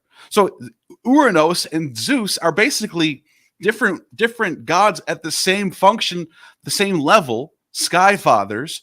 And so then after Zeus, who takes on the next role of the ruler of the cosmos again? Dionysus. So it goes heavenly father, underworld father, heavenly father, underworld father, and they keep shifting. And this is where you get this. There's a god in the Romans. It comes from coming down from the Etruscan side. His name is Dis Pater, and everyone's like, that has to be related to Dies Pater. It's like that has to be a sky father. Nope, completely underworld chthonic god who's worshipped at the end of the year, during this time of the year, up until the Janus festival. He's venerated as the underworld father. His name's Dis Pater. It's the reflection. It's the dark Zeus. It's Hades. Yep. And you know what? I want to elaborate on this because we also see the gender flipping. Okay. Because what happens to Uranos? Uranos is castrated and then they go down to the earth. The phallus goes down to the earth. And what does it become? It becomes the seat of the oracles. That rain comes down as blood. It hits the waters and it gives birth to Aphrodite and the nymphs. And Aphrodite is, this feminine power on the earth, right? And then she ascends to the stars as Estrella. Right? And that's another thing. You have Dionysus and Aphrodite being worshipped side by side in so many of these cultures, especially like all throughout the Levant and Arabia, as Herodotus points out. It's Dionysus. It's always those two as a pair. Yeah. And then in Crete, like this person points out, why not? Why can't this be Ariadne? Ariadne and Dionysus get married too. Absolutely. She's the one that the bull marriage. She marries the bull, Dionysus. So there's a lot going on here as far as who's the goddess and who's the god. You know what I mean? Yep. And there's always this flipping too, right? Of the genders, like Attis castrates himself to imitate and become Kybele reborn into the stars, right? And he does it through taking that beast, that drug that causes him to have that madness, to flip the poles and go through that transformation. It's a death and rebirth, right? As much as it is a gender transition or sex transition, it is a signifying that they're going from one phase to another. He's now dying on the earth in that masculine form and being reborn in the stars as that virgin, right? Yeah. And this is what they're talking about with the flipping of the poles, with this polar magic. And we even see this, right? For, 2 years? I think it's 2 or 3 years, Apollo rules, and then it's 1 or 2 years that Dionysus rules over the oracle. Yeah. Right? And that's so there's, again, you're seeing Apollo is the heavenly sky sun. Right, he's the day star, and Dionysus is the chthonic underworldly morning star. So they're both phosphorus. They're both light bringers. One of them is the day star. One of them is the morning star. And Dionysus gets replaced by Apollo during the summer, as the Athenian calendars point out. Yep. And then at the end of this time, right around this time of the year, the calendar shifts, and Apollo goes to the north to the Hyperboreans and performs his music for them. And they get a light show, which is the Aurora Borealis. So they had this amazing connecting of mythologies between these different places. And just to highlight your thing even further with this Uranos to Zeus to Apollo, Otto Kern tells us, right? Apollo is Simpragato to Zeus. He is Zeus. He rules. Yeah, he's the son. Yeah. Right? He rules as Zeus. Right? If you go back as far enough to the Bronze Age, you find out that most of these ancient Bronze Age cities either have a triad with Zeus, Apollo, and whatever goddess that there is central to them. It could be whoever. It could be anyone. It could be Hera, right? Mostly Hera. But then in other cities, it's Dionysus, Zeus, and Demeter or whoever. But I've found so many triads. There's a very common thing in the ancient world to find these triads. Maybe not Bronze Age, but like Iron Age. But definitely before Hellenistic. You find these triads in these different cities, and it's either Apollo and Dionysus, or Apollo and Zeus, or Dionysus and Zeus. It's almost like they're competing with each other, weirdly. Right. Well, this is something we see like in the Vedas, right? With this idea between the Asuras and the Devas, right? This tribal warfare. And even some scholars have alluded to this with the Chthonic versus the Olympian, right? That Olympian force that Perseus is displacing this ancient Medusa, the feminine rulership, and now asserting Olympian power, right? When we did our Olympic episode, Ammon was even talking about this. Part of the rites that Heracles does at Olympus is establishing the Zeus lineage and displacing that Chthonian, right? Yeah. By the way, just to show people how common these triads are, this is just from Wikipedia. So obviously there's more than this, but you can see classical Greek Olympic triad: Zeus, Athena, Apollo. That's one of the ones I mentioned. And then you have Delian, Leto, Artemis, Apollo. Eleusinian mysteries: Persephone, Demeter, Triptolemus. Like, look at this. I could go on and on. Look, there's so many triads in the ancient world. And so, like, something has to be said about that. It became a political term later on, the triumvirate, where they had three rulers. And so triumvirate, yeah. Yeah, and that they're trying to mimic the order of the gods, right? Yeah. Having three rulers.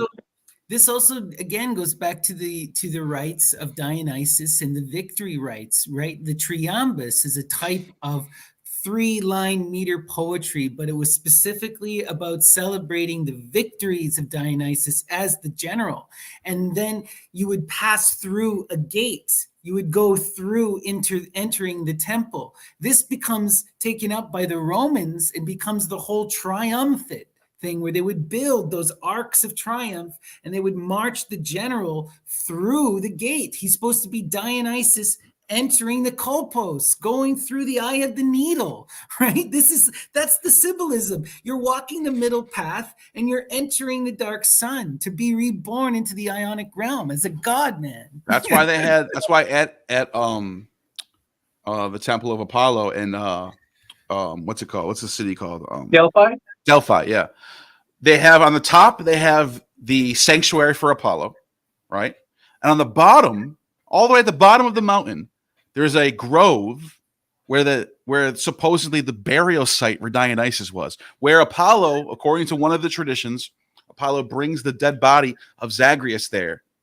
And so Athena takes the heart and brings it somewhere else. Apollo brings the body to Delphi and buries it there. So it's the body of Zagreus at the bottom of the Delphi temple.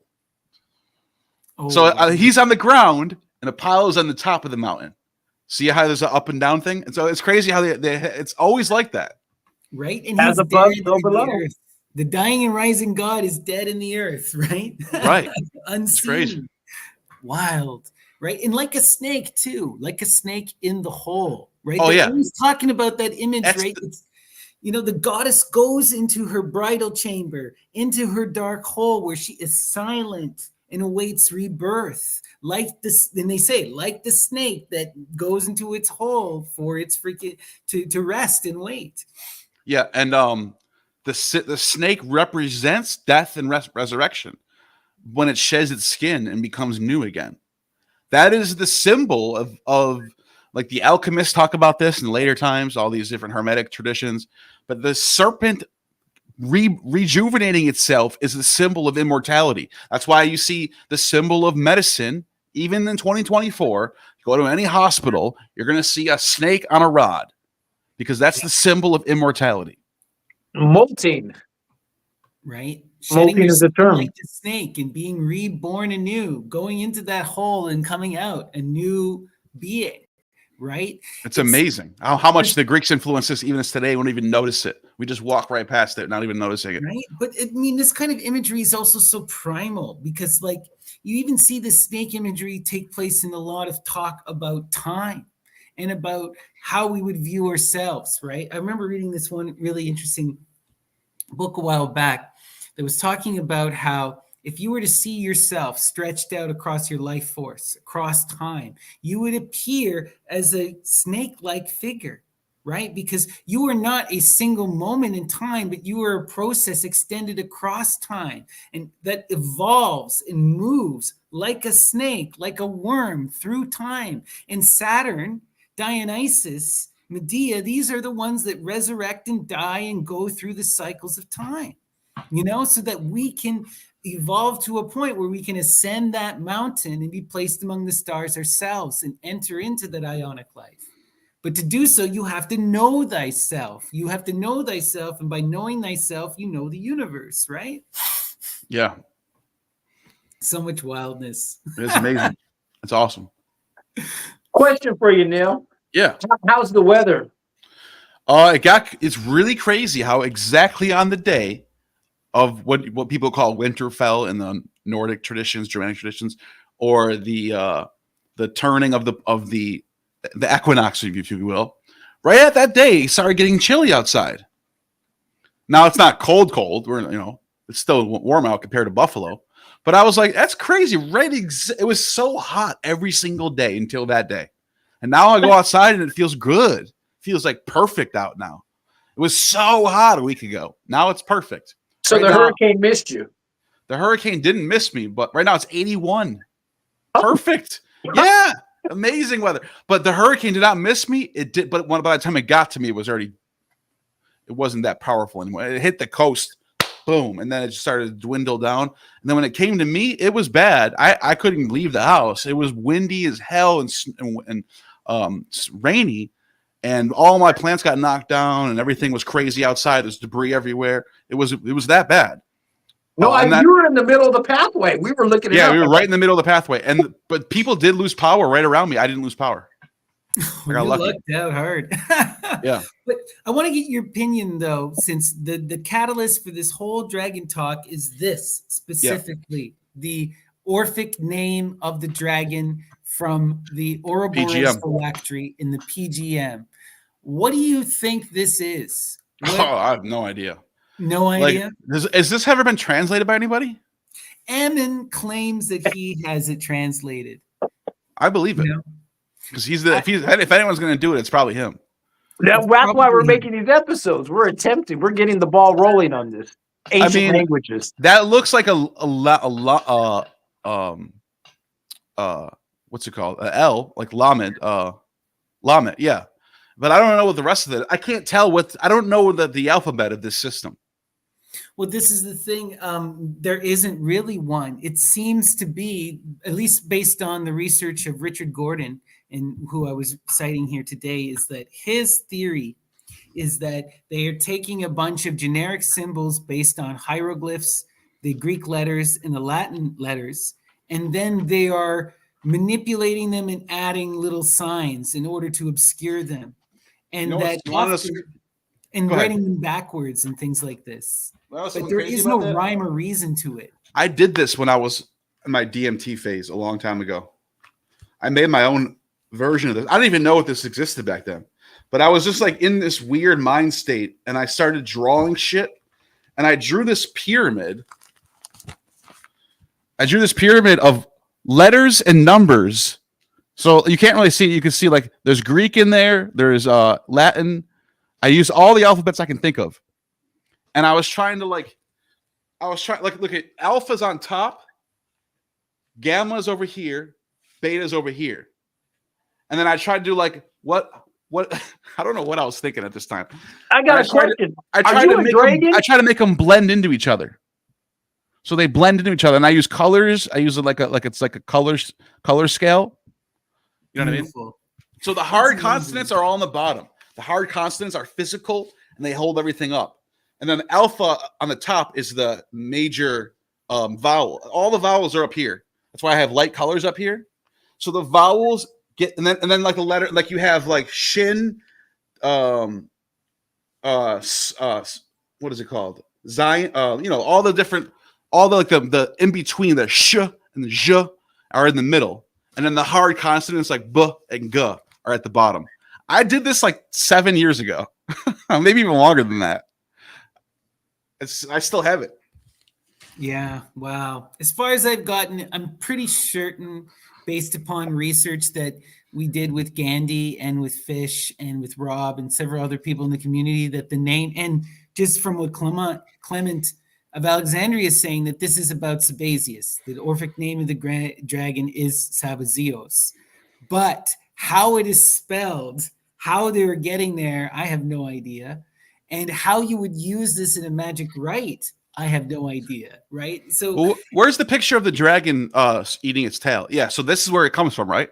yes. It Yeah. comes from inside the text. So when you read the text related to this is the phylactery you're supposed to wear on your person. Did Scarborough translate this? Yes. Yeah, I thought so. So this is what you're supposed to wear on your person. Look at there's Ya'o. You see Ya'o? Yeah. Well, he has the tetragrammaton. Ya'eo. You see it? He puts the E in there. Yeah, it's wild. So that's the 4-letter version of Ya'o. Ya'eo. Right. And so we're getting into, again, this Sabazian kind of thing. All the Saba stuff. And so this is coming from, page 134, and it's on the side. And it tells you that you have to inscribe this. But when I was looking into this stuff, we have this quote from Iamblichus he's specifically talking about the chakra-taries in the rites. And he says, it is the ritual performance of ineffable actions whose effects pass all understanding and the power of unutterable words. Remember, you cannot say her name. Her voice is silent. Her secret, right? Diamuta, all this stuff. Understood by the gods alone that accomplish theurgic union, daimonic possession, right? The snake in the breast, making love and being possessed by that snake, right? Something about this sign, is able to grant you access to that deity. It gets you into connection with that daimon, that snake that connects you and brings that deity into your person. You know what I noticed though? Now I don't know if this is the case at all, but I'm just like, at first glance, if I read this from left to right, because I'm assuming it's going. You have to assume it's going in one direction, right? It looks like you have a lambda, iota, and then the next letter looks like it almost looks like I don't even know it. It looks like a upside down digamma, almost. And then you have an omega, and then you have what is the next one? The next one you have a zeta, right? And then some sort of little dot in between the two zetas, and then the last letter is that upside down digamma again. So it's almost like liwazozo, liwozozo. That'd be my best guess, just off the top of my head. Or like Lala Zozo. I keep thinking. Or remember Alalutza. Maybe it's some sort of Alalutza. Maybe it's missing a part. It could be, because I keep thinking again, right? In Ovid's Fasti, he says that one of her secret names is Lala, right? But then again, that would be too simple if it's just Greek. Yeah. It can't be just Greek. It has got to be something else. So that I wouldn't even go by my own thing that I just said there. I would just what it looks like when I look at it at first. It's interesting though. Yeah. There's definitely something going on there, right? It could be that simple too, right? One thing I could throw out is musical notation. As musicians, when you read musical text or musical, when you read the script, the way of musical writing, to a person who doesn't understand it, it almost looks like that. I got an example for you right here. Ready for this? This is awesome, by the way. This. Can you see that? Yeah, there you go. That's what I'm saying. And like this is an example of an old hymn that people have revived. Some guy in way later, I think recently revived this, but it's about the muses.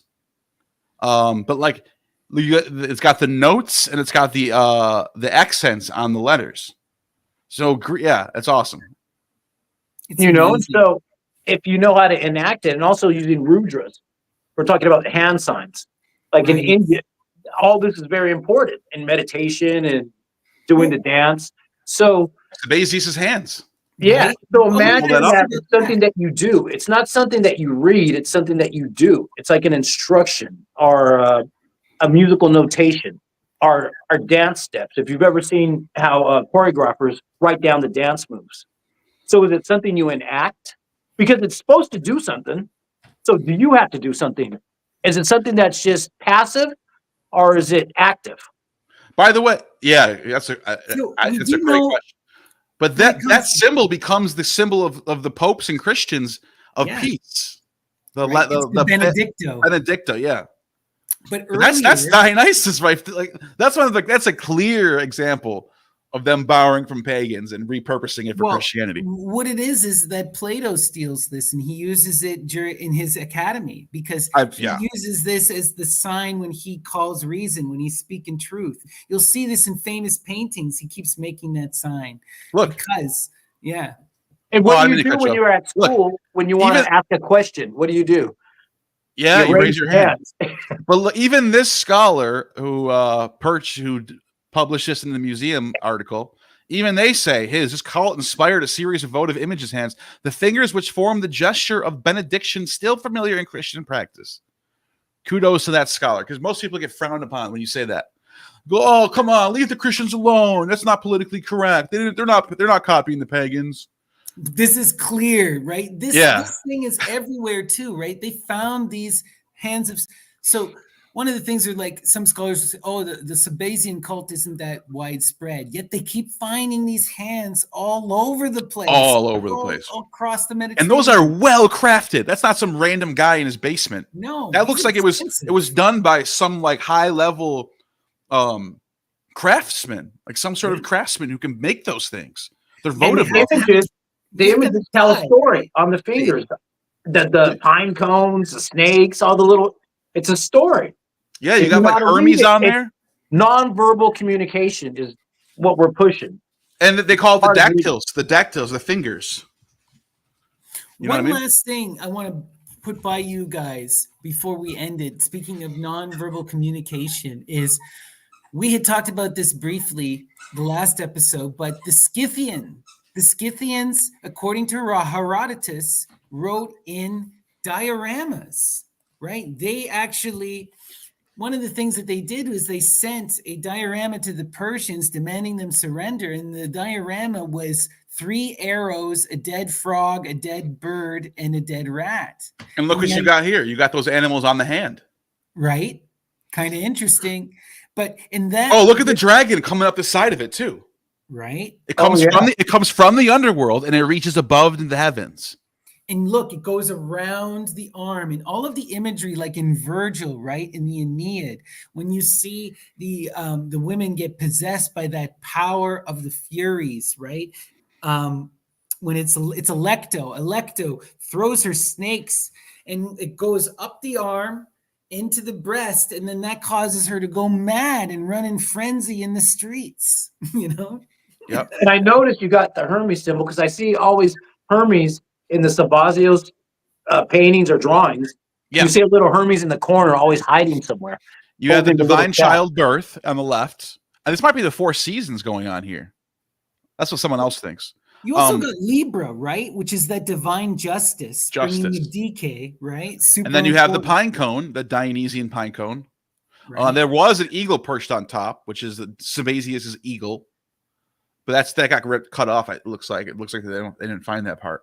But there's so much to look at here. It's so mind blowing. There's another. They found in the Vatican Museum. They have a statue, a giant bronze statue. So it was really expensively made. Giant bronze statue of Sabazius getting killed by Mithras, getting stabbed in the heart. Amazing. So that's why people. The bull. He's the bull, right? Isn't that crazy? It's nuts. It's beautiful. It's beautiful stuff. So last thing I want to end it on before we call it an evening is when speaking of the Scythians had that diorama language, but also the Etruscans do this type of language in their burials. We were looking at all of these Etruscan burials and some of these pagan burials, and what you'll see is they would put things like ladders and sickles, and they would arrange them in the pattern that was supposed to tell a story, images to tell a story. What do you guys think of this as a potential one of these hidden languages? Right? Ancient Egypt, 100%. In ancient Egypt, not only that, when they would make the mummy, they take out each body part, your organs, and put them in a different jar, canopic jar. Because part of that is the more you can dismantle or deconstruct something, the more you can define it, and the more it can pass into the underworld. Oh my God, your dog is too cute, Neil. Yeah, Show she's the like camera. biting at my feet, so I wanted to just bring her up for a second. What's going That's on out there? Medea, right? Baby Yeah, this is Medea. Medea. This is Medea. Oh, it's beautiful. She's looking at you. Beautiful. Oh, yeah. So wild. So wild. But yeah, So, it seems.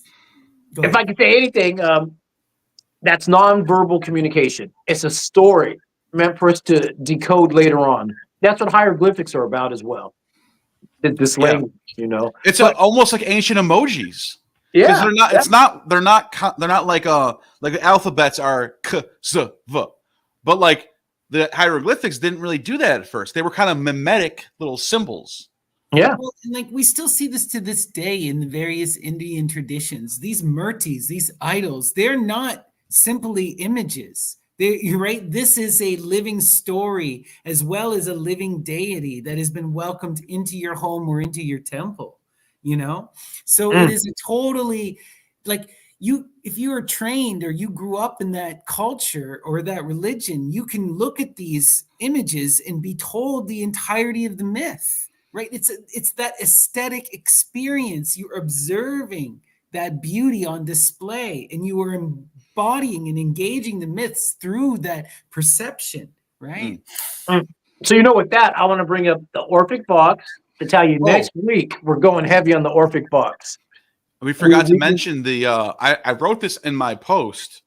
I said I don't know if you wanted to talk about it now, but the temple thing. Is that a waiting for later thing? No, because I put in my post that we kind of have a big project coming up that might be a big deal.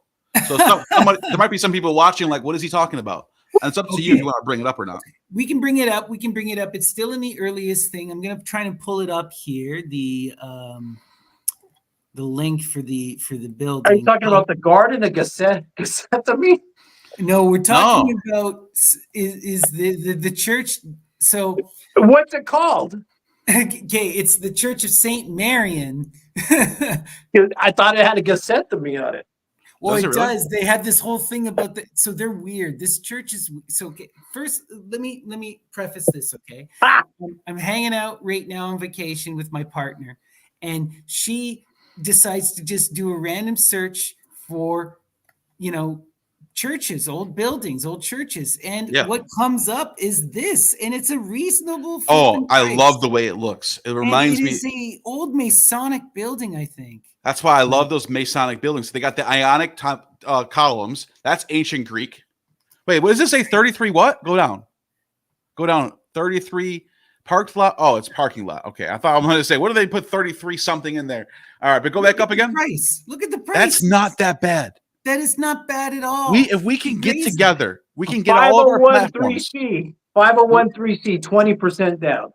And there's no more tax. We won't have to pay taxes on it as long as we're making it because this is a religious thing, right? We're gonna do it as if the Christians can get away with that shit, and the founding fathers decided that's what they wanted for all, wow, the fuck, we can't take that benefit. And I would say we can transform this into a temple to the 9 muses, to the nine arts of music, history, poetry, math. We can make this a center for the arts where people can come and study. We can store our books here. We can have a library here. We can have internet here, computers. We can film here, do podcasts. Talking about here. Alexandria, rebuilding Alexandria. That's what I'm saying. I want to get all of our platforms together and do a crowdfund and get this thing in action. I will do everything I can to make this happen. Because look, it's got the dome on the top. It looks like a mausoleum. You know the ancient Greek mausoleums? They're built at like the that. checkered floor, the Masonic checkered floor at that. Yeah, It's too perfect. We rip those crosses right out of there and put some statues of Athena, put some statues of Apollo in there, get some Zeuses in there, right? Right, and we make this a destination place, right? You have lecturers come out. We film the lectures for YouTube for everyone, but you can come and visit, and it would be like attending a church, except that the church is not about learning. Right? Yeah, a museum. It's a museum. It's about inspired learning, right? Not so much preaching to people, but people giving lectures and no dogmas. art. No, you have to believe in this to be a member. None of that stuff. No, we're just celebrating that classical tradition all the way to the great mother of the god of the muses memory and down. And then, it's going to be amazing. I Well, think you my found friend, you I think put it you out to found the it. universe. You put it out to the universe. I didn't know you all was going to do that. No, now we're So gonna that make it means happen. you want this to be very real. Yeah. We've told the universe that we want this. We've spoken it into truth, and that seems like something that's realistic. I think we can do this. Yeah, Like, we we can do just need this. to make sure that this building, as Isaac is pointing out, it's not a huge turd. I'm hoping to go check it out. If the on neighbor is Sunday. cool with us, huh? Right. We messaged, and that's the other thing is the neighborhood, right? This is in the middle of nowhere, Ohio. There is a chance that we could get a really awful conservative sheriff or have some weird Christian people around. Now, I imagine most people, even in rural Ohio, are beautiful, normal people, but that's where you're going to find the weirdos too, So And check we it out. What will it does, though, antagonize them. it sets a standard. It sets a standard on something that could happen. Yeah. That would be beautiful. It's a good example. It looks good. I'm going to try to do it. Exactly. And this is the thing I've just been thinking, like, we all want to do something that's greater, that's going to truly transform and bring, create art and I've always wanted to create new images, new idols, new muse offering, right? This is what it would be. That place where we could celebrate the connection with ancient history, with artistic creation and Look, spirituality and community. It's right? even got a stoa on the outside. The little stoa out there. That's a stoa. Yeah. We have our own. You have your own little stoa for people who want to smoke outside. You know what I mean? Or what I'm just saying. Right. But It's look. amazing. I agree with you. We can bring and I don't want to make it. And I want to make this clear that I do think this is sort of a religious thing, not in a dogmatic way, but in a way where this can be a supplement for people who don't want to necessarily be atheists, but they don't want to be Christian or Exactly. Jewish anymore. Exactly. This is it. We could start that movement in this as the founding fathers gave it to us to do. Right. I think that's what they were designing this place for. And nobody took advantage of it. Everyone just kind of went, all right, Christians did this. They tried to do that deist thing, and it didn't fully work in the way they intended. No. You got to have that inspiration. Temple. It does look like a Greek temple to me. It does. And it wants to be a Greek temple again. Why not? Those are perfectly done Ionic columns from Ionia. That's Greek. Yeah. Yep. It's got a bronze dome on top. That's how the Greeks made their buildings, dude. That's not that far off. The Masons were very much into that stuff. So I'm not surprised to see that building like this. Now imagine in big letters it says "Know thyself" on the. That's what I'm saying. We look at that little. you see that? You see that white strip on the top? That's where we can put that. We could do it in Greek too. Yeah. With a little translation on the bottom. If you like this idea, I want to see you like, subscribe, share, and leave a comment. Yes. Yep.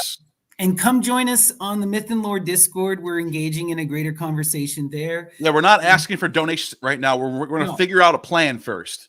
If it's we don't want your money. Yeah, no one send anything to anybody. No call, no money. We're just putting it out there because we want to make sure if it's possible first before we start going, hey, throw us your money and we'll make sure and then it never works. If we are ever going to ask for money, we're going to make sure that number one, this is a possibility that's worth pursuing. Number two, that your money is going to the thing you are sending your money to. Right. Right. Yeah. We would have to make sure that there was sign things that are like Mithra will have to get involved, the contract god, and say, there's a way that you will know that this is going to the temple, and if everything falls, you get everything back 100%. Yeah, this is not about profit. This is let's not even. Yeah, we're not even close to that yet. Community, exactly. It's about building a community space. About and it's in the middle of the country too, so it's kind of perfect being in the middle of the country. It is perfect. It's perfect, like in every way. Yeah, it really is. I'm really. It sets a standard for the community to strive towards these artistic spaces that we can come together and celebrate being human. And I want to start a new renaissance. To many churches, right? I want to start a whole new renaissance. I want to get new playwriters and new poets, a new Homer of our age. Let's do it. That's why I said you're a dragon, Neil. makers. I wanted to tell you that earlier. Thank you. I appreciate that. So are you, by the way. Yeah, beautiful guys. There's lots of opportunities here. We do need to look into this forming a nonprofit or potentially a religion, you know, just for the tax exemption and for the proper way to go about this. You know? And we're not lying. This is what it's supposed to be. It's supposed to be a place where people can commune and have a spiritual awakening and reach outside of themselves. I was talking with my partner about this. The original temple of the Muses had the Galaxia, which was a massive communal feast. We could give back to the community through regular communal feasts. It has a massive freaking kitchen. There's so much we could do also to just uplift that community. You make this place a destination. You could build hotels. You could have weddings there. You could make people want to come from all over the world to participate. Right? You treat it like a museum. You bring artists and allow them to install their art on the wall and share it with us for a time. You know, there's so much potential. Yeah, I agree. Love it. All right, everyone. Thank you guys so much for watching. And if you like this, like and subscribe. Make sure you subscribe to Neil Gnostic Informant. He just did a really cool live debate stream where he's answering all your questions. You can go check that out. What do you got in store in the future though, Neil? What's coming up? So right now the video that's coming out next is a video about all the festivals in the ancient world that are around this time of the year. So fall equinox festivals, harvest moon festivals, Samhain, Halloween, all that stuff. So I did a video about Easter. I did a video about Christmas. This is going to be the fall time Halloween version. That's exciting, man. Your Christmas video and then the accompanying one where you talked to, what was that, analytical philosophy? That whole thing where you talk about Christmas is some of the stuff that really got me into your channel back in the day. Good stuff. So I got that one, and I also have another script that I've been writing for months now, and I keep pausing it to do something quicker, which is the fall version video. But that video is the Dark Ages script, and I'm writing a whole video about the Dark Ages and how in the classical world, you guys know my argument. The classical world was vibrant. It was three-dimensional. It was colorful. And I think we went in the wrong direction in the Middle Ages. So I think the term Dark Ages, you hear these scholars say, it's not an applicable term anymore. We debunked that. No, you didn't. No, you didn't. It's not debunked yet. It's just some people decided they didn't like that term. That's it. Right. Because what it is it's more so like these, okay, was every part of the Middle Ages horrible and were the people all oppressed? No, of course not. But what it's about is about that pursuing of knowledge, art, and beauty. And the reality, especially in Europe at that time, the church had everyone under their thumb. This is why the Renaissance authors were saying, we had all these classical legends from Homer to Euripides to Sophocles to Apollodorus and Sappho, and we still read them today. We still translate them and pass them down today. But what are we getting handed down from our own generation, the generation before us, the generation before that? What are they bringing us to the table? Nothing. The witch's hammer. That's what you got. You got the witches. And, the Christians are even going after their own mystics, right? Like I always think, okay, you read someone like Francis of Assisi and you look at the history and you realize that he lucked out. Had he been born earlier or later, he would have been excommunicated and killed probably for being a radical. He was advantageous to the popes, and that's the only reason he got in. Because if you look at someone like Meister Eckhart, largely saying the same kind of stuff that St. Francis is saying, and he was excommunicated, and died in disgrace. Like these people were just insane and were obsessed with their control and their power and their dogma, orthodoxy. Their dogma. Dogma is the most. I'm surprised the ancient Greeks didn't deify dogma as like some ugly, smelly, foul being, because it's very powerful. People get sucked into these ideas that have to be true, and anyone who thinks this isn't true, I hate them. You notice how that happens all the time with everybody. Absolutely. Well, I think the Greeks did to a certain extent. They were talking about these eidolons, these daimones, and they Yeah. recognized that these ideologies are often daimones, right? They're egregores. They attack us and they consume for the purpose of their own growth, right? You know, and they're viruses of the mind. It really is. It's the best way to put it. It's a serious virus of the mind. But all right, everyone, before we keep ranting, we'll never stop with Neil. All right. Peace and love, my friends. This was amazing. And tune in for more and keep paying attention. We'll have you more info on this Temple of the Muses as that project unfolds. I'm so excited Neil's on board. We're going to get Ammon on board. It's going to be a wild experience. All right, everyone. Peace and love. Hail Satan. Take Hail care. Satan. All right.